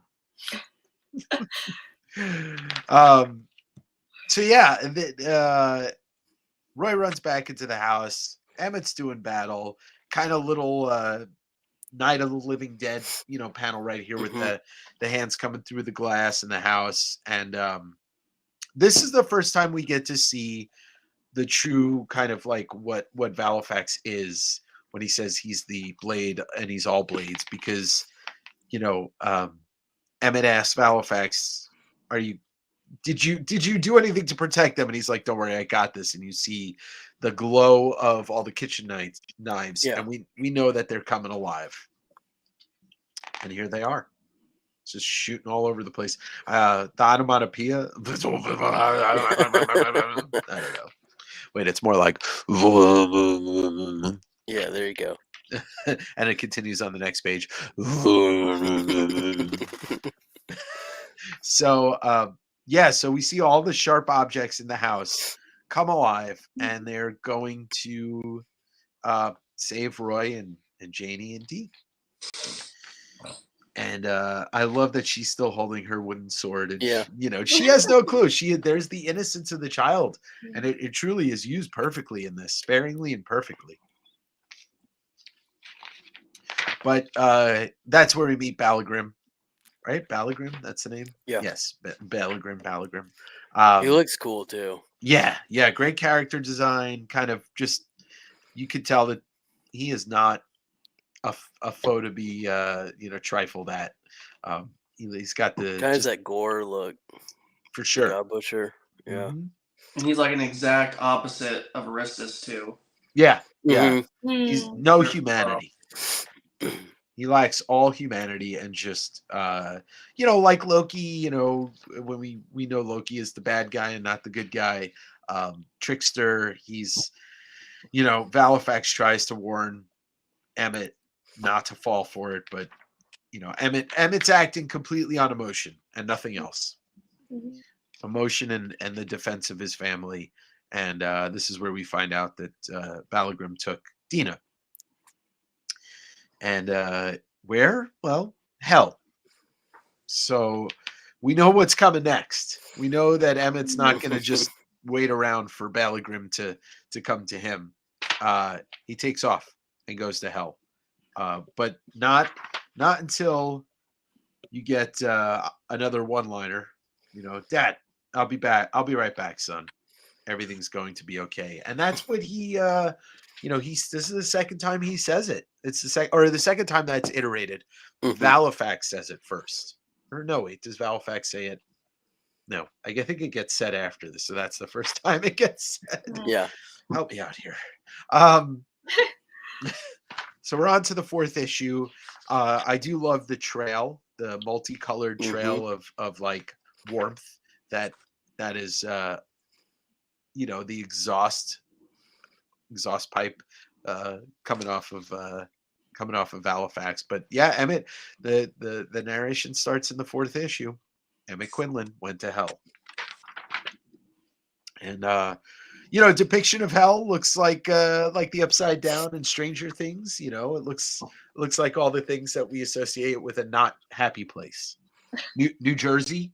Sorry, Keri. That was so rude. Got her. Listen, I'm a New Yorker. It is in my blood to not like New Jersey. I'm not gonna lie. Yeah. When I drove to Tennessee, I was like, this is so pretty. This is like what America should be, not like where I'm from. or Delaware. So yeah, this is it. This is hell. And Valifax has a certain aspect about it, but this, we know what's coming. And they give us a little bit enough depiction of this to show that it is a very, like I said, unhappy place. Yeah, and it's like his hell too. Nothing. There's Personal. nothing there. You don't have any memories of anything good. You don't. You've lost everything, and it's completely empty except for the one building that has the one memory you still hold on to now. And that's why I think Valifax is like, hey, this is an obvious trap. Like, yeah, like it's the only building there, Yeah, I didn't even think about that. Like, it is his mind with rotting things. Like, I don't know, rotting, The- maybe a dead dog or dead cat or whatever. The black border is awesome here too. Yeah. They do the black border between the panels here, and it really just takes away any of that, hope and light in between the panels even. So Yeah, with the except Valifex is the only thing Yeah. that has anything. When I was reading this part where he's in hell and he's running to get Dina and everything like that, and trying to save her, I had a thought of, would I do this? Like, I run, like, I'm very emotional. Well, I don't know. I run on emotion, so I would be like, Sure. I'm gonna go save my daughter, and I will be Mhm. there, and I will like probably die in the midst of it because I'm not like I'm 5'3" and like but I'm like I'm gonna try and put an effort. Would you guys do this? Would you guys run off that emotion like this, or do you feel like you would think of I'm another way? I'm a highly emotional person too. So yes. Yeah, it's probably my one sometimes probably flaw. It's a little bit too running off of just the emotion of everything. But, especially in his case, you just get all of your memories back and you meet your granddaughter for the first time, and it's like the first thing they take from you is like the probably the like happiest thing. He spent all of his free time for the Mhm. majority with his granddaughter. And then I think in those moments you wouldn't even think about it. It's his, like essentially whoever devil or whatever you want to call it, takes it to it's hell. Mm. It's the only thing that you I think you would have to act on emotion. I think otherwise you're probably maybe on the serial killer list or Like, something. Yeah. You're checking off some boxes. Like I'm not gonna save her. I I got guess Yeah. this when cool you read it sword. and Screw it. you have your perspective, right? So like Yeah. I know I would be in his shoes, but Yeah. I in that I'm like, man, I wonder if anyone reads this and it's like, man, this guy's This is crazy. Like, stupid. I was like, Why is he doing it? He just got his I was memory like, I wonder back. if anyone's just like, what? I do. You know what? You say that though, but Valifax has that opinion. True. As you read it, he's like, I don't even know why. Like you're walking right You're like, into this the is only obviously a obvious trap. trap. Like, Let the girl go. It's a trap, certainly, but he also says our only recourse. Like he Yeah. knows that there's no choice in the matter. But there's this scene's pretty interesting where Roy starts praying and Janie's like, "Why? Like, what's the point?" And this is like that discussion that we all have with our either religious friends or our non-religious Mhm. friends, and it's just like, why would you bother praying? There clearly is no God because the gods are all trying to kill us. Yeah. You know, except I guess Aristus, but he's not stopping them, so he might Mhm. as well be saying okay. Uh, but Janie's just like, it's just like, look, Roy, a god fell out of the sky 2 days ago to come and get this talking sword back from your dad, and then another god came and raised the dead and took our daughter away, and you still believe in Jesus? Mhm. And it's like that's Kate's, and I imagine that Kate's probably errs on the side of atheism or agnostic. If you read, like reading his writing, it's pretty Mhm. clear. Yeah, it's kind of like my feeling about God. Like the Holocaust happened. Do you think I believe that there's anybody that's going to save anybody? No fucking way. Mhm. And that's I'm Janie in that situation. I'm like, do you see what's going on? Yeah. but it was a talking sword that said that we have no idea where she is, and it's just like, she's flipping out, and Roy's just trying to like calm her down. I love his rebuttal. He's like, all that stuff happened. Like, why don't you believe? Yeah, Like, yeah. there's all this craziness just happening. Like, there's got to be something. Well, it truly is the two sides of the coin. Mhm. It's like either you strongly believe because of the things that are happening, or you don't Mhm. believe because of the things that are happening. Mm. Is Brady? Are you okay? Yeah. Oh, okay. I didn't know. I thought maybe you fell asleep. Nope. I'm just looking. Yeah. Well, it's a very beautiful book to look at. But yeah, this kind of, I really like this humanizing moment. Kind of give us a break from what's about to happen. I think it's cool too, because I mean, it's like the first. If something like this happens to you or a loved one, you're gonna find yourself looking up at the sky as a believer, and going like, what the hell? Like, why me? Like, why all this? Like, you give him his memories back, and now, my daughter's in hell, and like, Yeah. like, and that's where she's coming from. Like, how could you even believe, as all this stuff is constantly taken and destroyed, and oh, by the way, there's two Titan gods fighting it out, like, and his resolve. I think that's him clutching to what he clutched to as well, helping his father with his Alzheimer's, that obviously he's, been dependent on prayer, and helping for that resolve. But I think it really captures how helpless he feels right now. Yeah. He just got his dad back and he lost him. His daughter, who, the family he's been trying to hold together while dealing with his dad, now that's in jeopardy as well. And so, a couple of things that you really care about are just stripped from you. He's going back to immediately what he knew. And I think, especially growing up in Texas, I think Kate's was probably surrounded by a lot of that as well. I'm sure. And it creates, I think there's a great book, religious or not. It's when why bad things happen to good people.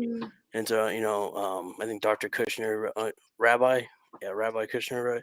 But it's like the worst things to do to someone's faith is right after something like this happens, like immediately like attribute like, well, like God knows that you can handle this, or like you're speaking on behalf of a God entity, and in this moment, like he's kind of like trying to like hold on while she's like onslaughting this logic, like, hey, there's two Titan gods out in the front yard fighting it out, why are you going back here? And I think that's just what he knows. I think Kate's like perfectly displays that like Texas kind of like deep Southern roots.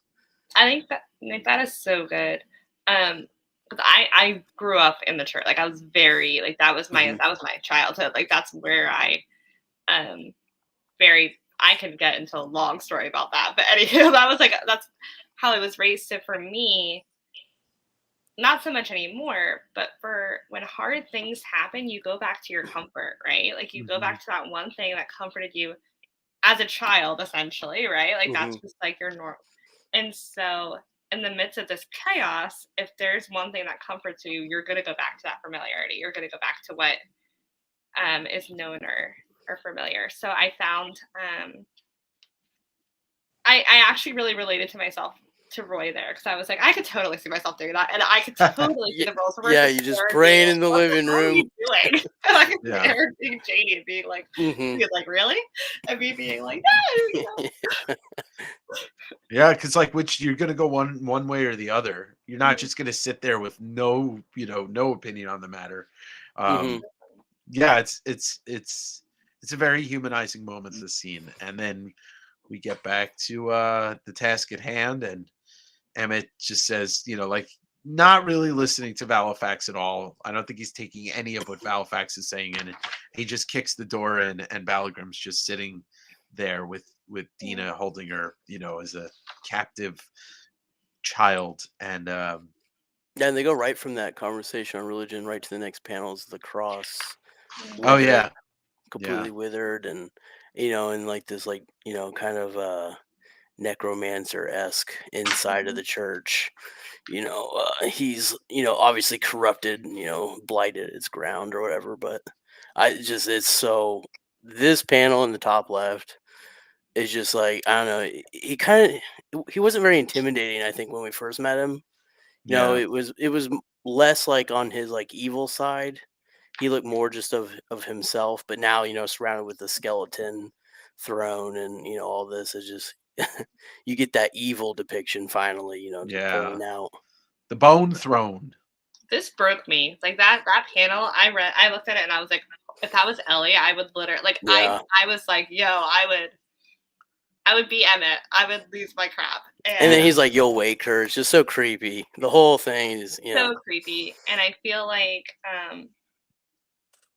such a great job in the writing, because I literally felt like Emmett. I was like, oh my god, yeah, 100%, you go, dude. Like you slaughter him.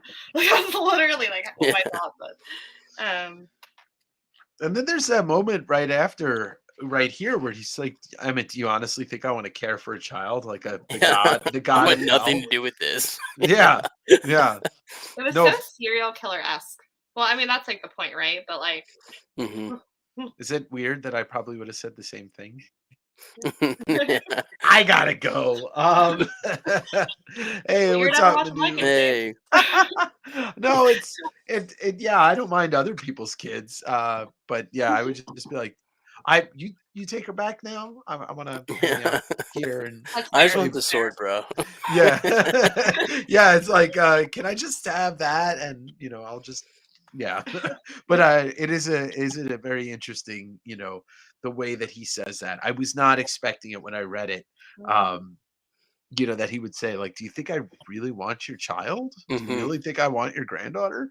So so you know, what does he say here? He said it's all rather pointless from where I'm sitting, and heavens know a sword isn't going to change much at all. My father will leave us, as will you. Everyone leaves. What do you intend to leave with them with? And that's just talking about, like, it's very interesting to hear what we know as a villain kind of talk about the legacy that you're going to Mhm. leave. And then, even though he's not saying that specifically, but he is.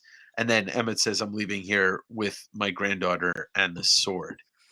And then he does drive the point home. That is what he's saying. He's like, oh, Emmett, what I mean is this really how you want to be remembered? Do you want your friends' last thought, your family's last thoughts of you to be as desperate of man without the sense to just let go? And it's like, that's actually the opposite of what he's trying to Mhm. do. He's not desperate. He's angry. He wants to make sure that his family's safe so that when he does finally die, that they're safe. Mhm. And a little Mephisto trickery here, as we knew it was coming. There was going to be some trickery, and we see Emmett's wife Elizabeth, who is long dead. But that's what the devil does. He tricks you. Mhm.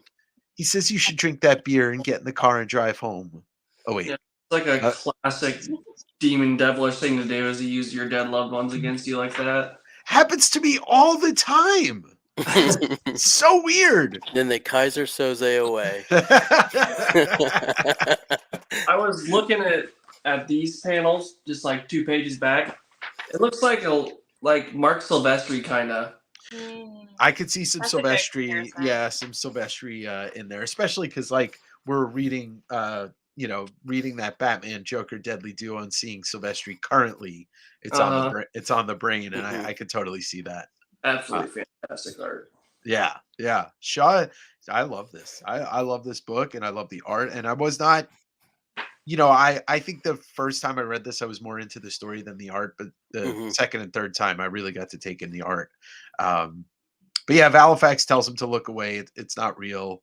Doesn't matter. Just look away.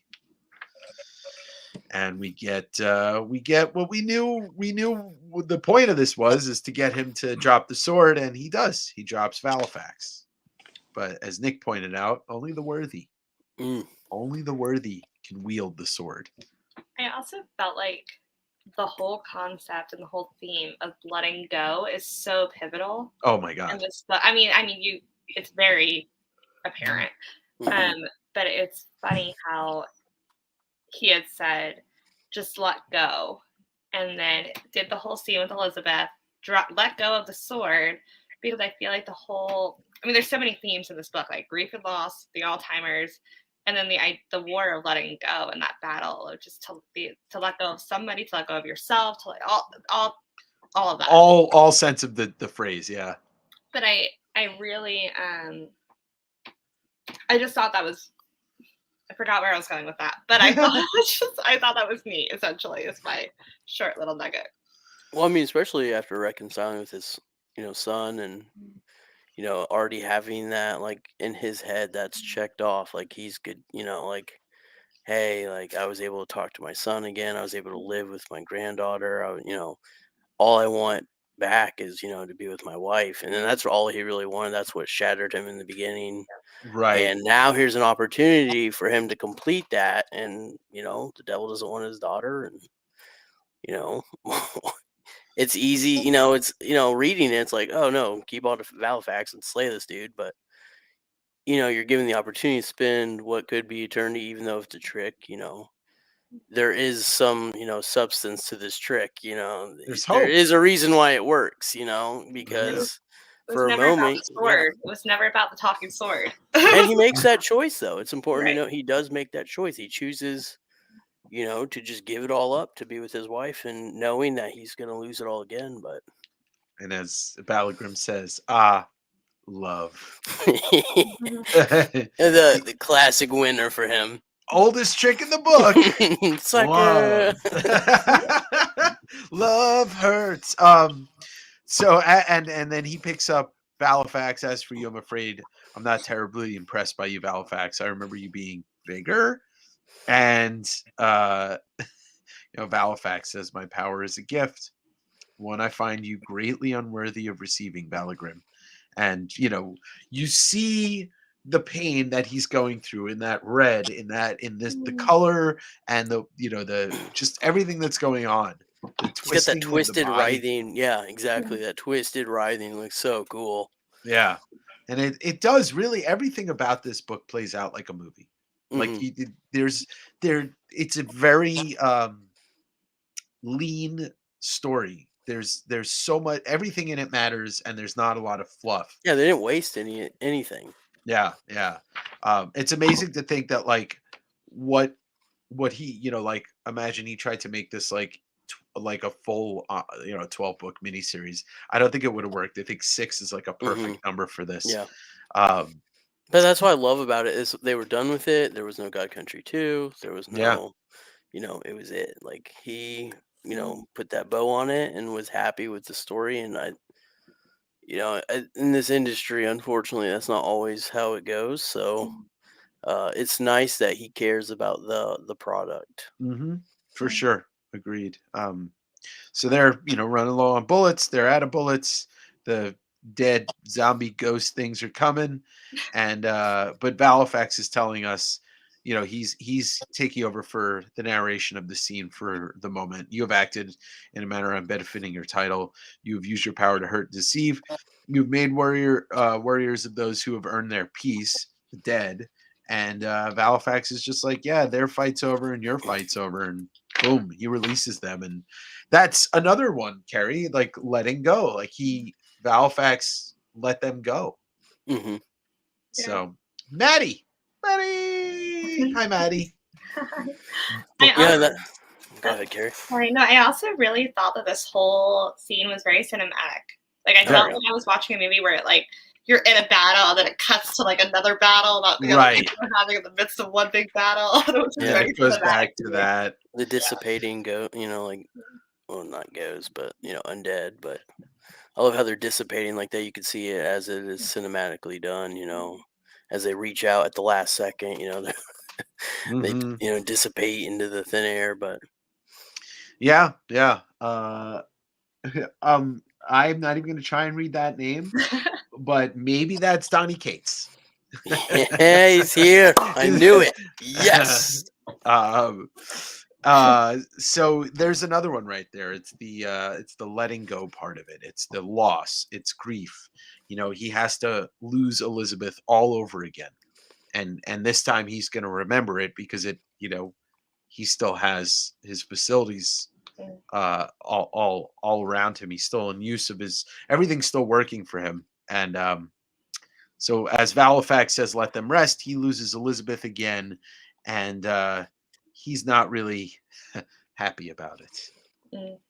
And you can see what Balagrim looks like now versus what he looked like a couple of pages ago, and he's like drained of everything. And Emmett doesn't even use Valifax. He just eats Balagrim to nothing. And we really see, just Emmett. See, I think those last couple pages is he did such an amazing job, bringing that personification to Valifax. Because, you're told he is a god, but it's an item. So for us, it's a little bit hard to, I think for me, at least, it was hard to understand, an item as a god. And in this, he judges him, in in that panel, he finds him unworthy, and if you're in the ability to find them unworthy, it means you're ahead of, you're over them. Because I mean, otherwise, what would his judgment matter? Valifax's judgment of him, if he couldn't find him unworthy, he couldn't find him unjust, meaning he's placed above him in this hierarchy that we don't even know about. Yeah. But to bring judgment to that is and then just strip him of everything like that. You remember, oh, Valifax is a god. Like it's not just a sword. Right. It's a living god. Yeah, And so, embodied.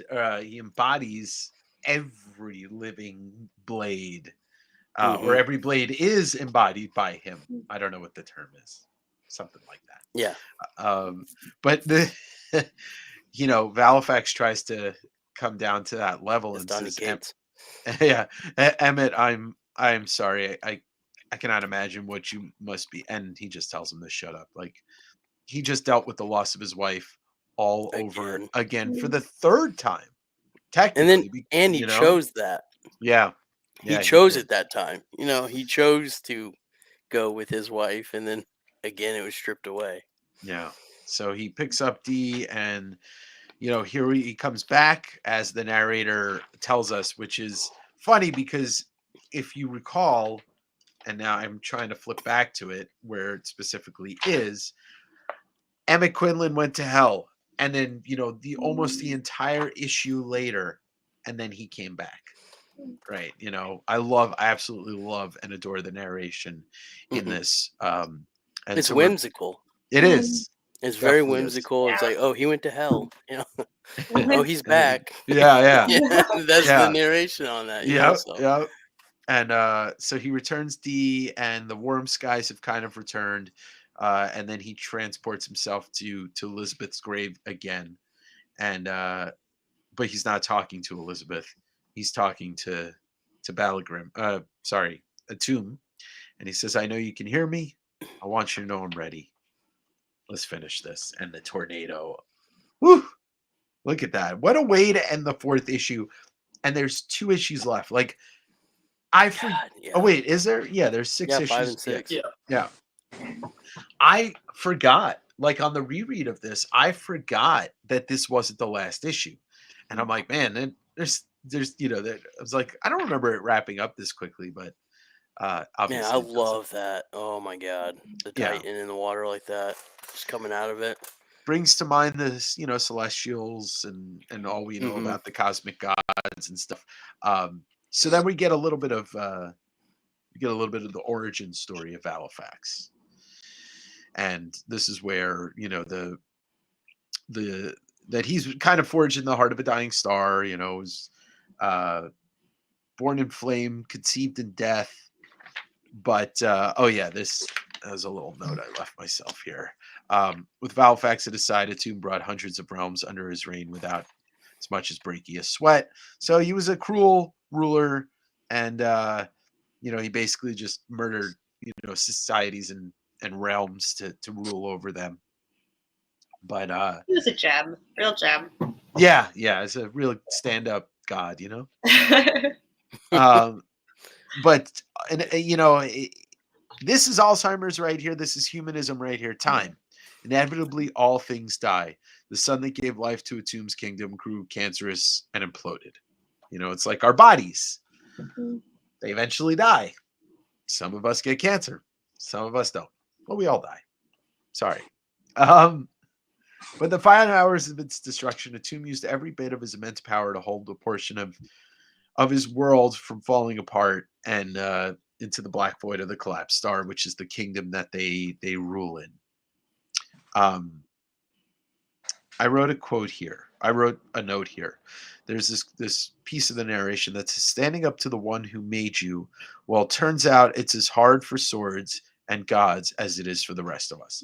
And there's the piece of that overlying theme of the book about standing up to your dad, or how we feel about our parents sometimes, and standing up to authority. But our parents represent, for a lot of us, the biggest piece of authority in our lives from the get-go. Those of us that were fortunate enough to grow up with parents or whatever, like not everybody's situation's the same. But it's kind of like that quote kind of sums up one of the themes of this book completely. This narration quote right here. And then obviously, a tomb is getting stood up to by one of his sons. But I do love, and if you're familiar with crossover and Geoff Shaw's artwork, this dot kind of style of art here represents a certain style in this book, and it's flashback for the gods. It's not represented by flashback with the human characters, just the gods. Yeah. But that's the origin story of Halifax and a tomb. Kingdom of Always, that's where they are. Go get my sword, he's telling his son. And the Balagrim's dead. He's basically demanding his son go get the sword, even though it's against what is it, Atreus? What's his name again? Aristus. Thank Yeah, you. Aristus. Thank you, Aristus. And then back to what Keri was saying too, like I mean, right in the panel though, is like they're kept in this like essentially like place of chaos because Emmett refuses to let go. It literally just says like, because an old man refuses to let go. This chaos is continuing to ensue. He can't regain control of his kingdom. He can't, have that power again. But yeah, because he refuses to let go. It's all about like letting go. Like the reassurance of like Aristus's like humanity, like the humanity side of him. Sure. And like it just makes you root for him even more in this whole panel right here. Him pleading to his dad not to do anything when they've lost so much and with little left, and so I really makes you like Aristus a lot more. It's also a reflection of what's going on Earth. It's like Emmett's trying to defend what he still has, what he has left now. He doesn't want to, just like Aristus doesn't want to go and fight him. Like they're but a tomb is, he doesn't want to hear it. He just wants the sword back. He wants his power back. He's that's all he wants. And so now we flash forward to Texas, which looks like a very hostile environment right now. He said, so this happened before. Well, I'm missing what we're talking about here. Oh, is he asking? Oh, he states that he lost two brothers. Oh yeah, left my brothers Arion and yeah. So I'm angry as well for Balagrim. I feel the same hole left in the world as those left by my brothers Arion and Latore. That's a good catch. Yeah. Yeah, I don't think I caught that when I read it either. Good catch, Lamar. Good catch. Honestly, so it's so funny. And the more I didn't think about this the first time that I read this, and this may just be like my work and my social worky background, but there's essentially 5 stages of grief and loss, which is denial, anger, bargaining, depression, and acceptance. Right. And I feel like this book, like, really beautifully captures all 5 of those in different stages throughout the book. And I feel like in the beginning you see that denial, and then you see the anger with Emmett and Roy, and then the tension within the family, and then that bargaining, and just like the very beginning where he's like, can you just make this go away? Can you just cure me? Right? Like, I'll do whatever it takes, kind of. And I just find it's so true, and I feel like it really captures that, and then you'll see later on how that progresses. But I feel like every single character in this book is going through their stages of what they consider grief and loss. Well said. Well said. And here's 2 people that don't really want to do what they're about to do, but the water wall. What'd you say? Oh, I said that water wall that's I fucking love that. I don't know if anybody grew up on Dragon Ball Z, but there's like those like epic build-ups to the fights. Normally this would be like 15 hours of episodes, but it's just cool, like all that power all at once. I think it takes you back to that Wild West draw when they're standing. Back to the beginning when they first met. Yeah, definitely flashback to that that panel that we had with the, well, it's here somewhere. Y'all know it was here. Oh, Mhm. there. A little flashback to this right here, except they're swap sides, and Aristus has this giant hammer and giant sword versus giant hammer, rocks, paper, scissors, shoot. And we just get a knockdown, drag out fight with a great narration. And, this is cool. It's the way that the air smelled like it was on fire when Emmett Quinlan swung Balifax through the wind and the rain and chopped a goddamn lightning bolt clear in two, which is funny because it is Yeah. a goddamned lightning bolt. An atomic I don't think they call explosion. Yeah, exactly. It is, the gods are damning them with a lightning bolt. Yeah. Yeah, that sword like panel too, where it shows the full rotation, like how Yeah. hard he's swinging, because it shows the whole pendulum. Mhm. But yeah, I don't know. That arc is sick. It The is. blade fading away. So we get this panel here. This panel's just amazing. Like he went flying miles away, and he's totally fine. But there's the call and response. The curse that came out of Aristus's mouth at the moment had no terrestrial translation that you or I could understand. But I'm willing to bet it was somewhere in the ballpark of holy shit. But just perfect action, like perfectly paced. There's no part of this that like you're looking and you're like, I don't know what's going on. Like exactly what's going on, and it's good you brought it up, Nick. And I'm not a manga guy, really, but it is very manga centric. Some of this, like the action lines here. Obviously, this is just like you don't get better than we know what's about to come. Unmovable object, and what is it? Yeah. Unstoppable force. Yeah. And you don't even see it, you hear it. Like the entire house, all the windows shatter from what just happened. And she's running to get the hell out of there.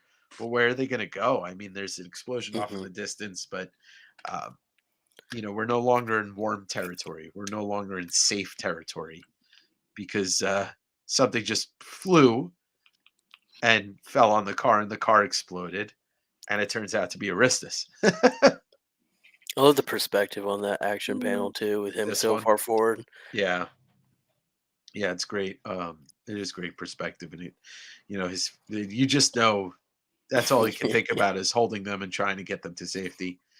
But I love how Aristus is pretty much in a celestial. Mortals stand back. It's not safe. Like he's got him on the ropes, and look at Emmett right here. Yeah, double fisting it. Hammer and sword. He's Thor. He's Thor in depicted in Infinity War or Endgame or whatever.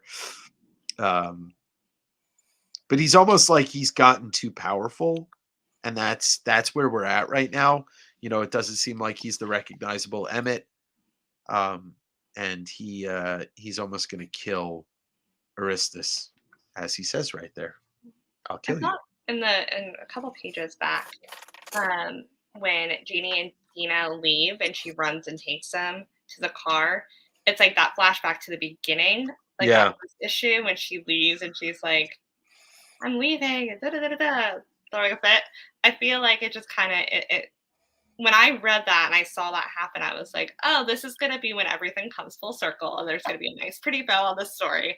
And I feel like it's like the start of that happening. And, sure. But I love it. I love it when stories come full circle like this. I think it's beautiful writing, and some people are like, "Oh, that's really cliche," but I love it. I think it's fantastic. I think it's so well done in this story. We all wish that our story is, in life comes full circle. So that's just a piece of that, is wishing that to happen in what you read and what you consume. I do love this though. It's kind of like not to go all Star Wars, but we're going red. We're going dark side right here. Mhm. He's losing it completely. But what brings him back? Dina, the kid. It's always going to be the kid that brings you back down. Yeah, he looks like a Titan himself. He does. Like he's transcending to that. He does. And but the inquisitive kid always brings you back down, levels the playing field. Darn kids. So She so finishes him off with the wooden sword. Dina runs edge. Cha, cha, cha. And that's the end of the story. That's my 2-year-old. Yeah. Just ends right there. But he lets, he gives up the hammer. He basically, like spares Aristus's life or godhood or whatever it is that you'd be sparing a god. And he says this has to end, but Roy's trying to get him to put down the sword, but Emmett says, I'm not giving the sword back. And he doesn't want to lose. He doesn't want to let go, which is natural instinct. You don't want to let go. Especially if he already did it. Multiple like he already did it times. once. I mean, again, since getting Valifact, he puts the sword down and lets go, and then we finally get Roy just putting his foot down and saying, look, not around the family. You can't do this anymore. And I think that's why that panel with, standing up to the one who made you is so, it's difficult for everyone's swords and gods alike. Yeah. Right into him, like, okay, enough's enough.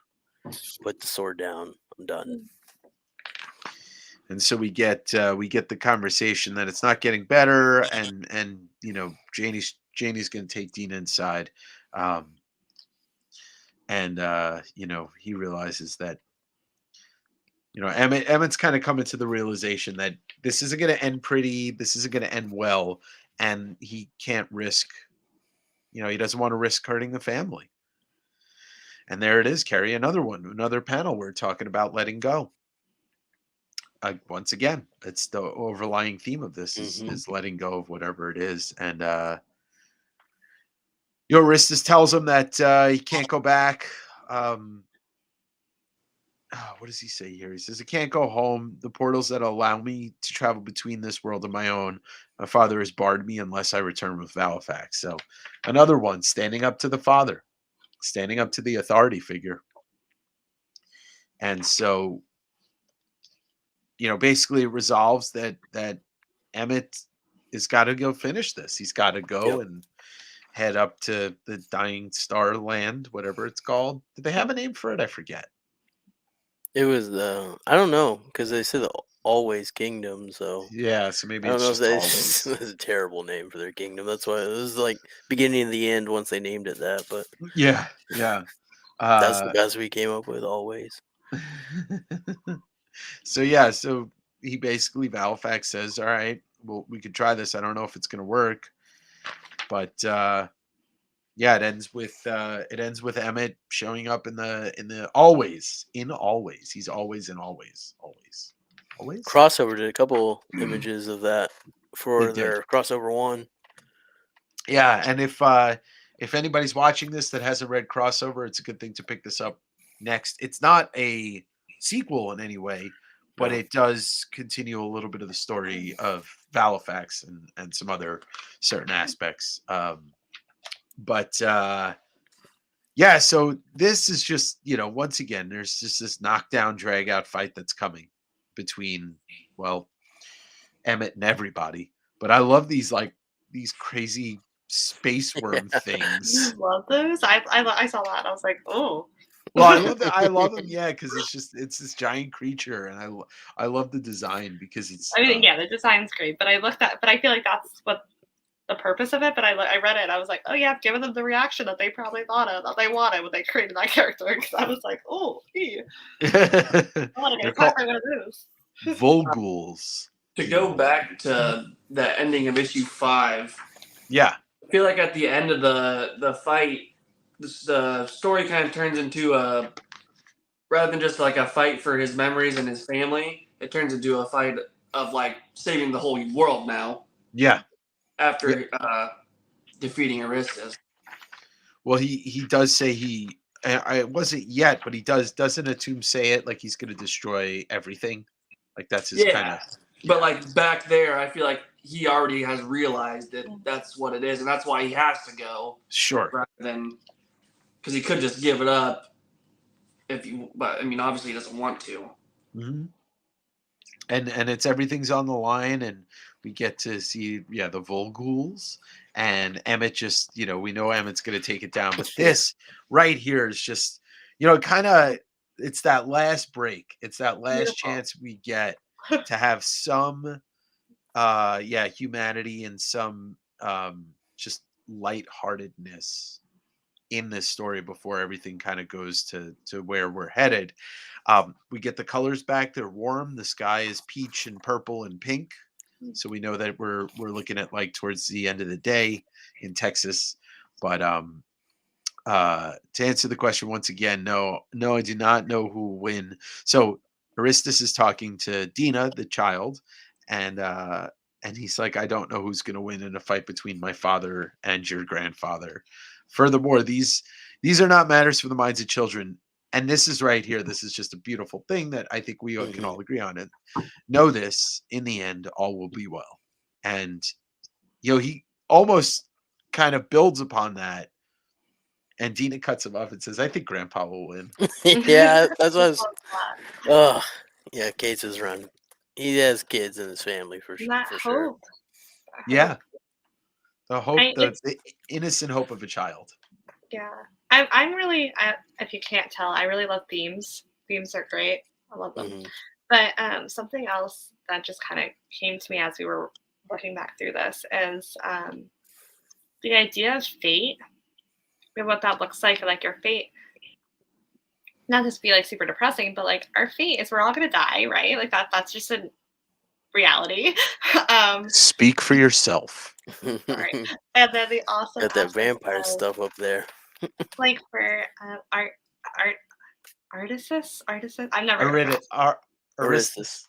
Aristus, yeah. And just this fate of, and the expectations of what his fate should be. And I feel like that comes back to choices and how everyone makes choices in their life, right? That like alter what our fate potentially could be or what makes our fate. Mm-hmm. And this is like super deep and philosophical, but I just feel like with Aristus, they're just the choices that he's making to stand up to his father, but and how for Emmett, the choice that he made to go in and fight this battle, and the choices that Roy made to to continue to be there for his father and support while he was dealing with the Alzheimer's. And I just feel like it comes back to this idea of choices, Mm-hmm. And how that really how we do have control of a bit of our own faith, right? Like we can't change the fact that we're all going to die unless But at the end of the day, like we do have some control within our choices to alter our fate and what that looks like. So even though his expectation, Aristus, his fate was essentially to be this warrior for his father, he made the choice to humanize himself and to not, and that changed the course of his fate for his life. So I thought that was really cool as I was reading it. It's also the fate of others too, because the choices that you make, the way you act towards people in your life will affect them, whether it may be a minimal effect or it may be a big effect. And that's the other part of fate, is like choosing to do the right thing, what you view as the right thing. So yeah, I love that theme also. And then this is another overlying thing that's talked about, is that Aristus says, is talking to Janie, is that you have something that I can never have. You have an heir. You have somebody that will carry the story on, which is the entirety of this book is told from the perspective of somebody that's, generation or generations. This is a legend. Yeah, this is a legend that has happened. Like this could be told, like we said at the beginning, it could be told by the great grandson of one of these characters or whatever, or great granddaughter. So that's part of it, but that's the humanizing moment. That's kind of like, this is it. And then we go right into, Emmett riding a Volghoul into Atum's throne room. It's just amazing. Yeah, this reminds me of Dune so much, though. I don't know Yeah. if you're any Dune fans, but yeah, it just takes control of like the monstrous creature that. Uh-huh. Yeah, yeah. And there's the realm of Texas. Atum is talking about Emmett Quinlan of the realm Texas, I presume. Every time shout every shout time out to Texas. they say that realm of Texas, I always think of that guy in Ragnarok when he has Yeah. the M16s. And he's like, I got him in a place called Texas. Yeah. And this one is Troy, and this one is Dak. It's such a good. Why I is think it always Texas? Like it's because always the state of Texas. because the rest of the world probably looks at the way that the rest of the world, I think, views this country is by four things. Okay, it's New York, it's Florida, it's Texas, and California. That's it. Yeah. That's it. What And about like North Dakota or some like? nobody gives a shit about North Dakota, Keri. Have you ever been to North Dakota?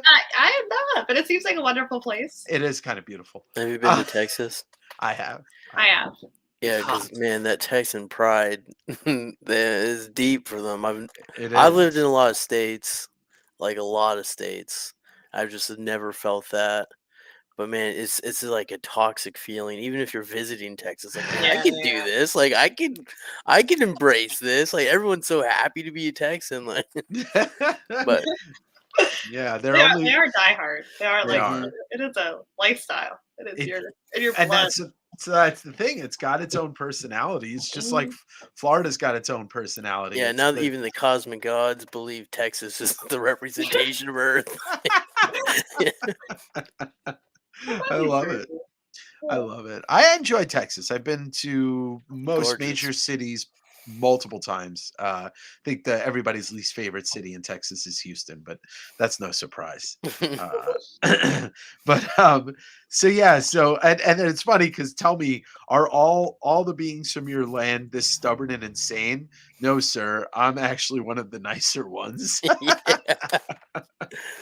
Oh, so he says we should talk, and Atum just says nay, and power blasts him, and Aristus feels what's going on, like he knows what's happening, and the barrier that's separating Aristus from returning is slowly breaking because Atum is focusing all his power on trying to get the sword from Emmett, and we see it. This is the first time Emmett's really dealing with some painful stuff. His nose is bleeding.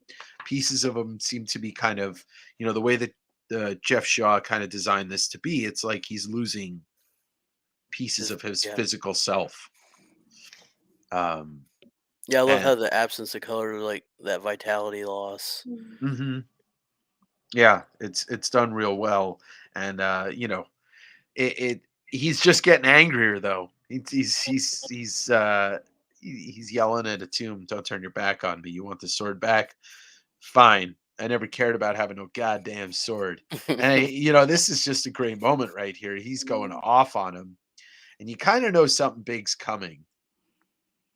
And except I don't know. I'm not exactly sure if this is like Donny Cates trying to lay the seed for wanting to do Venom.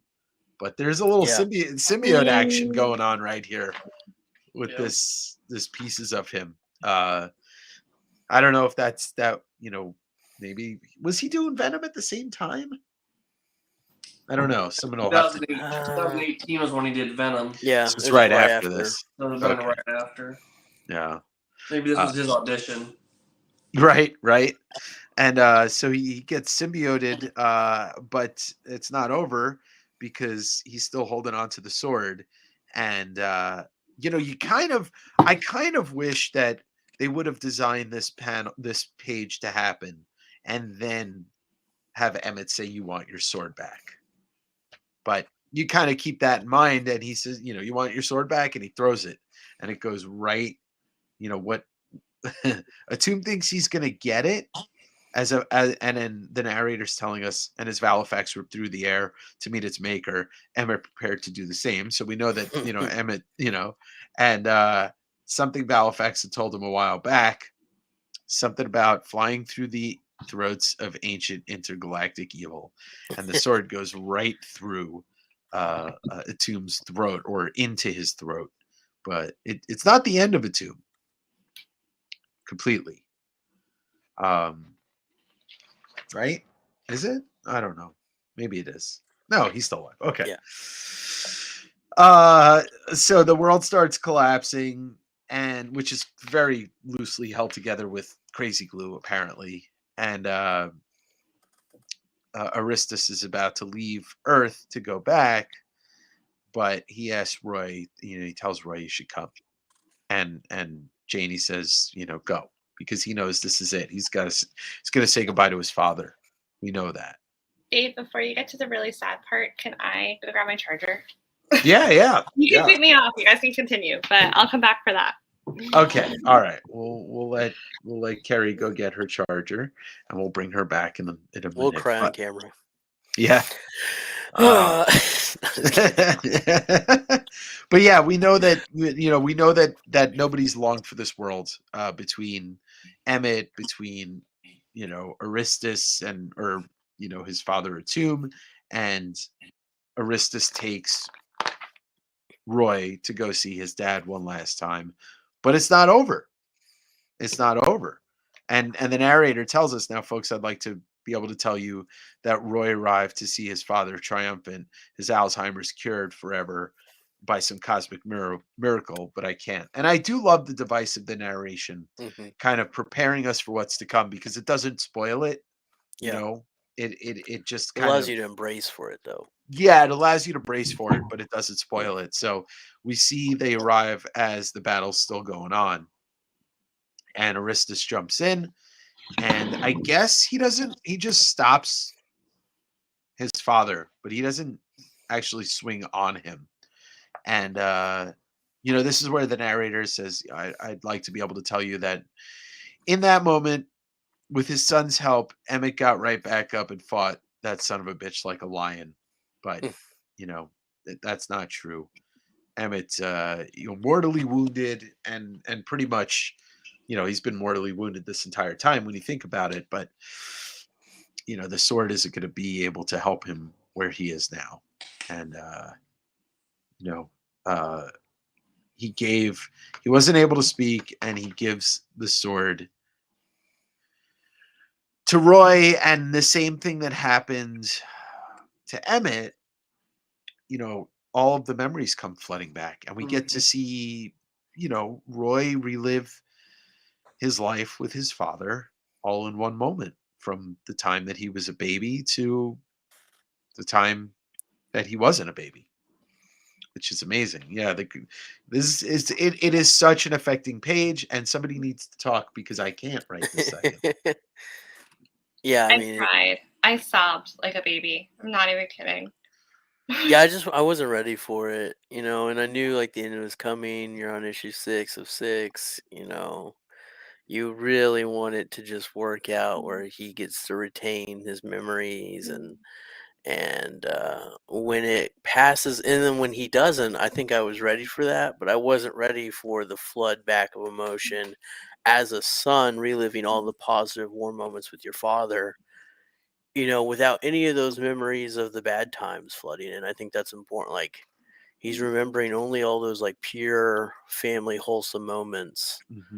That it may have been, and I think it's important too that those are flooding back. So I think for a long time those have been hidden away by anger and fear and all the resentment and the guilt of dealing with his Alzheimer's for so long, or even just so impactfully, that I think he kind of forgot the humanity of his dad and their relationship a bit, and how beautiful it was until it wasn't. And so I think that, everyone has their own relationship with their parents. Everybody will go through trials and tribulations as parent, child. And I think, in those moments you forget that you have only that one life with them. And these moments come flooding back at the end. And I think this is some of the most beautiful portrayals of like that bond. So Yeah. It's the one thing that I always talk about. I've lost people. We've all. If you haven't dealt with loss, you're a lucky person at this point in your life. But the one thing that this does show is that like nobody's ever really dead as long as you remember them, Yeah. and he gets to remember it all at one time. And all it says it right here. His memories, all of them, he passed them to Roy, and it's like when people we lose people in our lives, they'll always live on in here, and the way that we can carry them on is to pass our memories of them to other people. And it's a beautiful thing. And this is probably the two most affecting pages in the entire book. um and then he was gone. And the way that they did this, I mean, like, it's such a great depiction of the chaos that's going on in the background that's blurred, because that's not that's not Roy's story. This is Roy's story. This is Emmett and Roy's story. This is another father-son battle going on, and it's just such it's such a great page. It's a fucking fantastic page. So, And I think Emmett is depicted as kind of a hard man. yeah. Even when he's joking, your mother hugged you too much as a child. He just kind of has that like little bit of a rough edge to him. And those memories that Roy gets aren't Roy's memories; they're the memories Emmett had.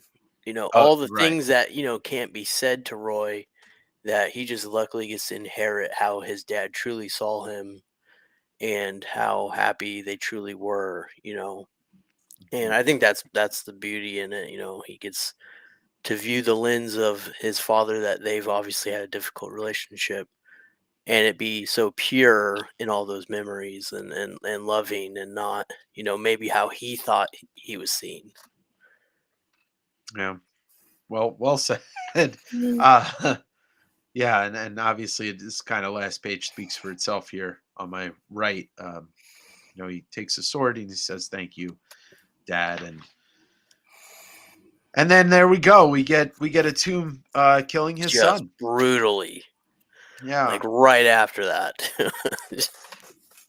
Yeah, well, because we can't forget that this is a father-son comic, Mhm. or a family affair. Um, and Roy is just like, I don't give a shit. And and then we don't even see it. The narrator tells us after Roy used Valifax to teleport him and his father away from a tomb in the crumbling kingdom. Um, the world was destroyed. It's a fallen kingdom. It's the end of that, and the dying star black hole ate it up, and we just get Roy with his dad and the sword, and then they're back in Texas. And it's kind of funny how Valifax. As for Valifax, well, this is probably going to rile more than a few of you folks, but they never saw it either again. He literally just throws Valifax to the ground Yeah. and runs into the arms of his wife and his child. And it's kind of funny because you feel it as you see it, you feel it, and the narrator's like, I know. Seems like a waste, don't it? The thing about it is, though, this never really was a story about a magic sword. I love that. Oh yeah, it's like Princess Bride type shit. Oh, yeah. It's Loved it. it. And then I read that, then I was like, oh my god, I'm crying again. Let me paint the picture really fast, because I was on my couch and Aaron was on the other couch, and I'm reading this, being like, I can't cry. No, it's Kate's really pulled at every emotional heartstring that he could with the arc of this story, and Geoff Shaw and the rest of the art team really just they took it, and they hit a home run with it. I mean, this wouldn't work as a story. This would only work as a comic or maybe a movie. But the way what they're able to do, you would not be able to pull this off in a movie or on the screen as well as you could in a 2-page spread. It just wouldn't work. We all know how it would play out in a Yeah. movie, but I think this was really the way to do it. And so yeah, and then Dina asks, did Grandpa win? And yeah, he did. Outlaw. You know, and so, um, you know, it's just and the narration's great, and so Roy told his daughter the story, the parts she didn't know anyway, and Grandma D told her kids that same story, and those kids grew up and they told it to me. So, you know, we're talking about third, fourth generation. Also reminds me a lot of Stand By Me, Richard Dreyfuss Oh yeah. narrating, you know, the bookends of that story. Um, and so you get just a little kind of epilogue months later, and they rebuilt the house and they sold it, and they moved to Austin because Austin's a good part of Texas. And you know, the narrator tells you, like I said, it's not necessarily a happy story, but that ain't really the point. I don't think the point the point is that we keep telling it, and that if we live our lives the way Emmett did, if we find the okay, I actually can't read the rest of this because I'm gonna start crying. Um, but it's what I said. It's you tell the stories, you share the memories of the people that we lost, and they live on. And when you go, the stories that people tell about you, you hope keep your memory alive, and so on and so forth. Um, I didn't get emotional reading this 3 times, but trying to read the end of this, yeah. Mhm. Yeah, I think it's just beautiful. I mean, I'll read it because I think if you don't have it, I don't know. Losing my best friend was like brutally hard on me, and so unexpected, and and he had a son, and it was just heart wrenching, and uh, dealing with that, and dealing with those emotions of you don't get that goodbye, you don't get anything, you just it's all the memories. And as everyone handles grief differently, and I had a bit of trouble with it, but the what really pulled me through was like telling those stories of him, Mhm, laughing and bringing him back alive just through, telling everyone I meet, funny stories about him, or like, oh, like you would have died if you were here with my buddy because he was hilarious, but it brings them to life, and these sure. generations and generations, that story's completely different. Had Emmett not sacrificed himself, if Emmett had not, that's a different kind of mental health outcome, Mhm, where Emmett never got the chance to reconcile with Roy, and they never had that ending. This is an alternate reality. This is a fantasy. This is why it's whimsical and fun, but mhm, also gives you so much importance of how mortal we are, and how each moment you spend with someone, you have that opportunity to make that memory, and forever keep each other alive as long as you're loved. So um yeah, this book has done so much for me. I read it more more than I should, but uh it's just one of those like books. They just I think it was like super hot, because of all the weird speculation and stuff, but sure. and it was a really low printed book, so first prints still are a little bit expensive, but I'm so glad, that this team was able to come together, because it helped me a lot. This story helped me a lot, and I think that it touching on some stuff that's really hard to just write in comics. A lot of the just coming straight forward with it too, like how difficult it is to live with someone with Alzheimer's. You always hear like the more positive side of everything, but this is he's Yeah. just straight right in your face. Life is hell while he has Alzheimer's. Life is our hell. And yeah, so it is super heavy. I saw Tyler saying he needs to read it. Definitely read it, and give yourself an opportunity to read it one more time, Yeah, because that second reading, I feel, is like the most impactful on it. well, most and I agree that with pretty much anything that has any depth is that you have to take it in Mm. twice, more Mhm. than twice. And yeah, I don't think first time I read it, I just thought it was a great story. Second time I read it, it resonated with me a lot harder, especially in preparation for this. But going through it right now with you guys was the most emotional it elicited the most emotional response for me is going through it, talking with other people that responded to this. But uh, uh, Brady, Keri, anybody want to? Yeah, I'm just Yeah. like, oh, No, you go go. on. Go ahead. Okay. Great. Like you said, the first read is just like the story was amazing, and then for me, the second read was the art. Like you push the story to the side because you already know the story, and you just Yeah. you appreciate the art a lot.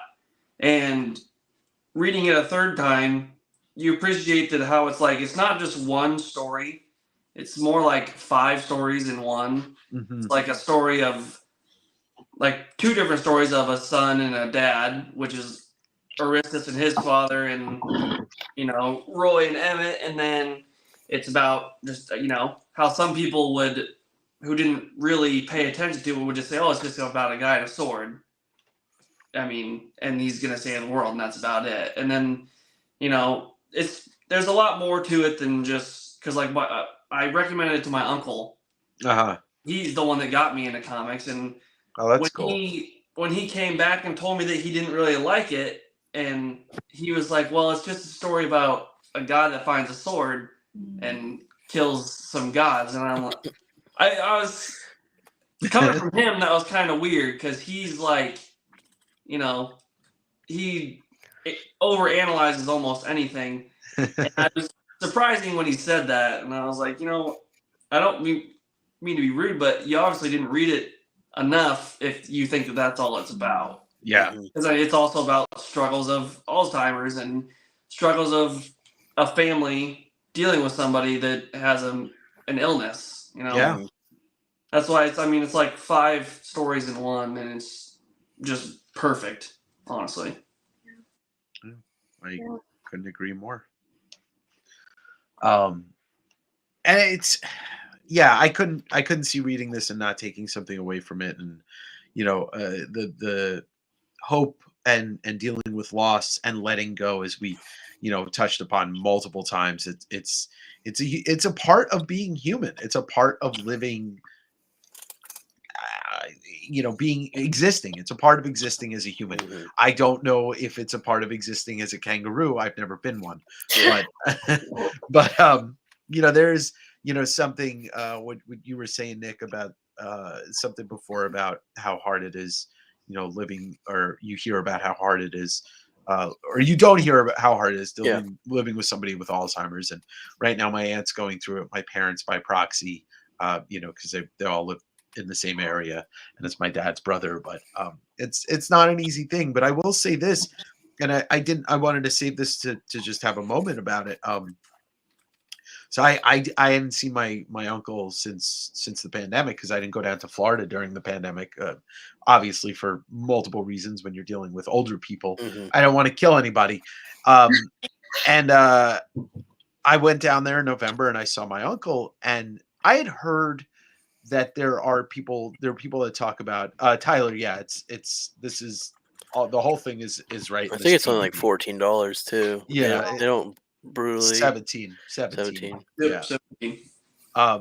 But I had heard, you hear people talk about Alzheimer's and how, like, if they see somebody that they haven't seen for a while, or like they're seeing somebody that they have this like moment of clarity.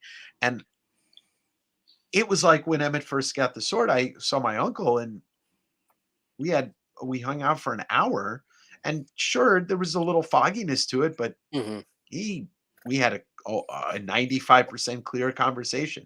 There was no unfamiliarity with me and him. And so, if that is something that I at least get to hold with me, that's something I get to take with me for the rest of my life, is that he's sick, but I had this amazing, moment of our clarity conversation with him. So, there is something to be said, and maybe that has, there's some of that in this story. Maybe Kate's had experienced something with somebody that had Alzheimer's. But yeah, very, very affecting story, and it's just a beautiful book. It really is. Yeah, I think that Alzheimer's is so interchangeable here. Alzheimer's obviously fits the story perfectly, and But dealing with any family members going through something, not just, like that severe mental health, just something that you want them to be okay, Of course. and mental health is, I think, even more hard to come to grasp with and understand because you cannot see any of that damage like you would on, some physical ailments. And, not saying that one is worse than the other, but Sure. living with that, I love his ability to come from the family's perspective of, man, this made my life so hard. And, I pray to the point where I prayed that he'd be taken. I just, like, I hate watching him go through this, but, it's also was doing a lot of destruction to his own family. Hmm. Just right off the beginning, she was over it. She's done. She's leaving.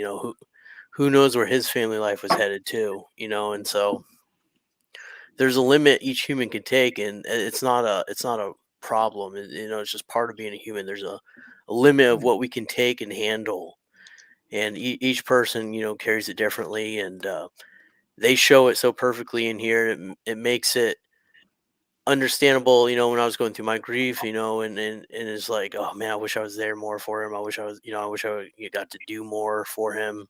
I Yeah. didn't know he was going through this stuff, and that's a lot of guilt to shoulder. That's not my fault at all. And it really didn't really hit me that good until, like, Roy and Emmett are talking, and it's like, hey, like, you got to get that out of your head. Like, it's not at all the reality of the situation. It's just, an unfortunate situation. And I think, there's just so many lessons to be learned in this. And, conversations you get to have with yourself. And any book that makes me have to sit back and ponder my own reality, my own life, and does it in 6 issues, I definitely, have to give a standing ovation for it. So I know I've been deeply impacted by this book, but you know, everybody has their thing in life that they want answers for. And there's a lot of times that there's just no answers. And I think coming from Roy's perspective, I even though I love Emmett's character and I want to be Emmett, I'm Roy. It's just like I'm on that end of the fence. As cool as, I mean, Emmett becomes, I'm in the end chucking Valifax away because I just want my family good. Like Yeah. So it was also awesome when he threw it away because I was like, yes, they're not doing a sequel. Like this is it. Like, Yeah. Yeah. because I mean, they could have really ruined this series and drug it, another, 6 to 12 issues. But Thank you for sharing this, Tyler. I'll just let anybody who's watching read this comment, and I thank you for sharing that, Tyler, because it yeah, does suck. It yeah, does. yeah, definitely read this, Tyler. Yeah, Tyler. It paints it accurately and beautifully. Yeah, and I think Kate's is one of the things that actually brought me back into reading a lot of stuff that I wouldn't normally read. Silver Surfer Black, obviously, because Trad Moore and Kate's, but the Venom run, the Death of the Inhumans. This I still have to read Baby Teeth, and some of his other work. Redneck was phenomenal. He did Yeah, I it haven't around read this that. time too. That's a phenomenal book. Have you read that one? I haven't, not yet. Oh, it's Not yet. great. Yeah, I Keri. didn't know he wrote Baby Another Texas book though. Well, he's a Texas boy. Yeah, The he's fan? there. He's born and bred. He's gonna keep it. Realm of Texas. Deep in I the was heart. looking at like Jersey. What's a good comic about Jersey? It's called the music Joyzy. of Bruce The music Art of Bruce America. Springsteen. Yeah. I feel like I could make fun of it. It's my own state. So. I mean, Umbrella Academy, because Gerard Way's from New Jersey. I don't know. Yeah, maybe we'll have to do a geographic, like a next year we'll do geographic book club where like people pick books to read about that part of the country. That's I what- mean, there's Stumptown is set in Portland, and that's a fun comic. But anybody have anything else to add that they wanted to say about this before we kind of wrap it up? Just echoing what Nick was saying. I'm gonna try not to get. Oh, all right. I'm already getting choked up, so I'm good. Yeah. You're I not just echo everything Nick said. Okay. Yeah, Nick, you really. I mean, Nick, you put it great. everything you said was great. Brady and Keri but yeah, anybody want to say anything else before we've been on going on 2.5 hours. So, Yeah. and I some of you are not in the time zone that I'm in. So I selfishly don't want you to stay up past midnight and turn into a pumpkin and, get fired from your, whatever it is you might be doing tomorrow. But yeah, I'm so glad that I know Nick, you asked me to do this, and I told you I love this book, and Brady, and so I'm glad we were able to do this, and Keri, I'm glad that you read it. And to anybody who's thinking that, oh, I shouldn't read it, no, read it. Just because we talked about it for 2.5 hours doesn't mean you shouldn't read it. And read the hard books. Like, that's what I was trying to say before I couldn't talk. Was read the hard books. Sure. I feel like I read this right after I said bye to my grandfather with dementia. And I stopped reading it. And I'm happy that I continued. It's all right. Well, like I said, I'm super sorry you went through that. That's a heart-wrenching kind of just battle as it is, and saying goodbye to someone that important is always it never is easy, and each day never gets easier that they're not there. But like I was saying with when I was reading through it and trying to apply it to pieces of my life, that's what I love about this book. You can interchange the Alzheimer's and really that letting go and that loss. It's not letting go and forgetting, it's letting go by embracing their reality and keeping them alive how you want them to be alive. You keep them exactly how you wanted them forever, and they live as long as their names are spoken. I don't remember who said it. You die twice. The day you die and the last day someone says your name. So it's just one of those things.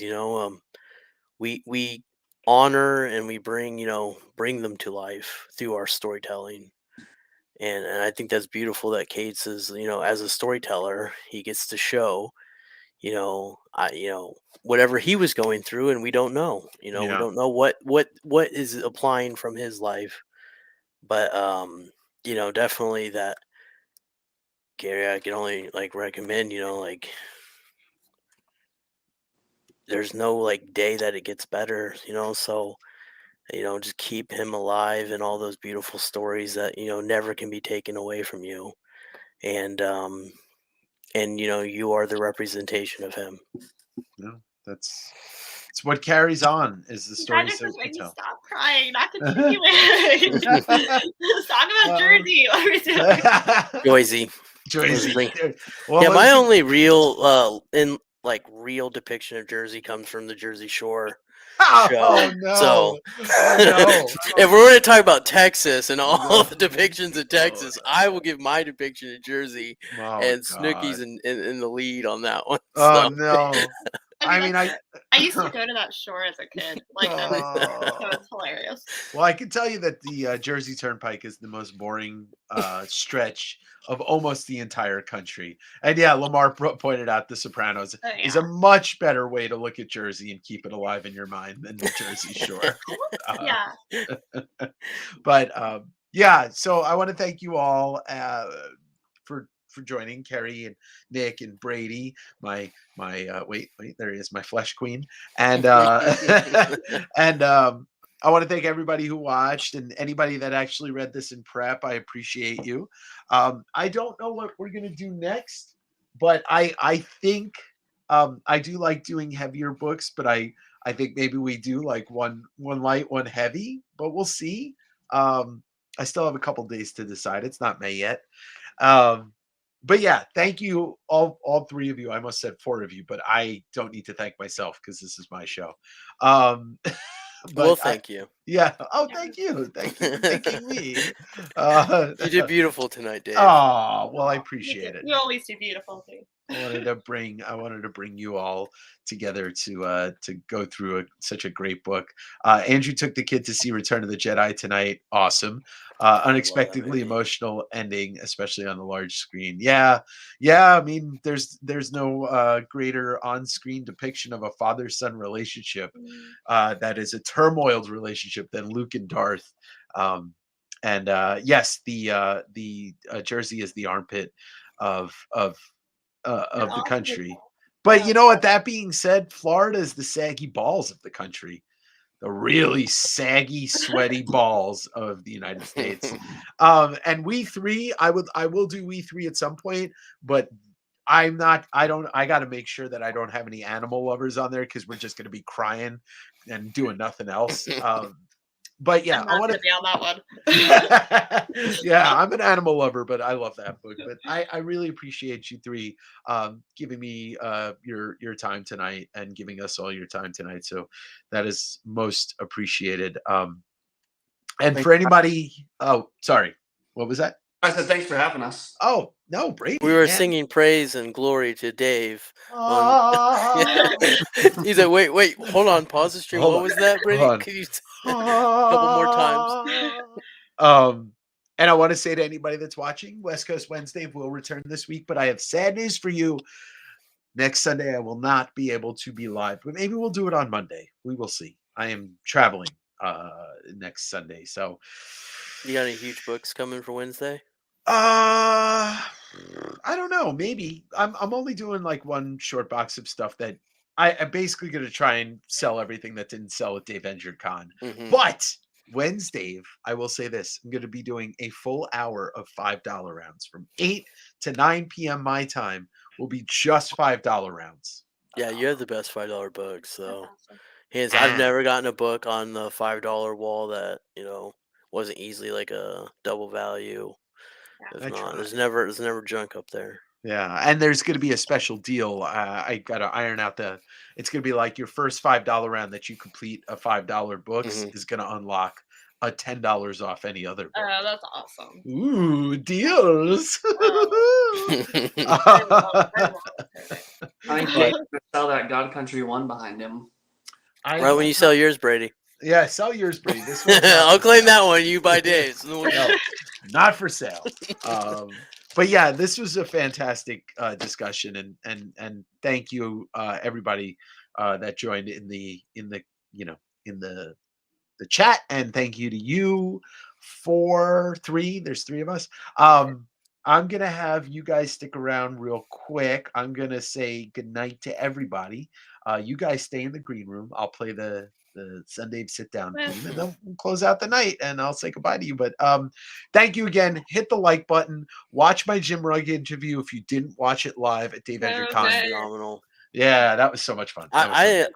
I found greater fanship with Jim Rugg after that interview. Yeah. I just never know how it's gonna, some of those people are until after you see them. It's like, damn, he's a cool dude. Like He is. Oh yeah, backstage passes. Yeah, backstage passes for everybody that's there. Good night to everybody, and I will play us out how I played us in with the smooth sounds of Done Messed Up, Bryce, our friend. Here we go. Sundave Sitdown. Good night. Good night, everyone. You ready? Sundave Sitdown.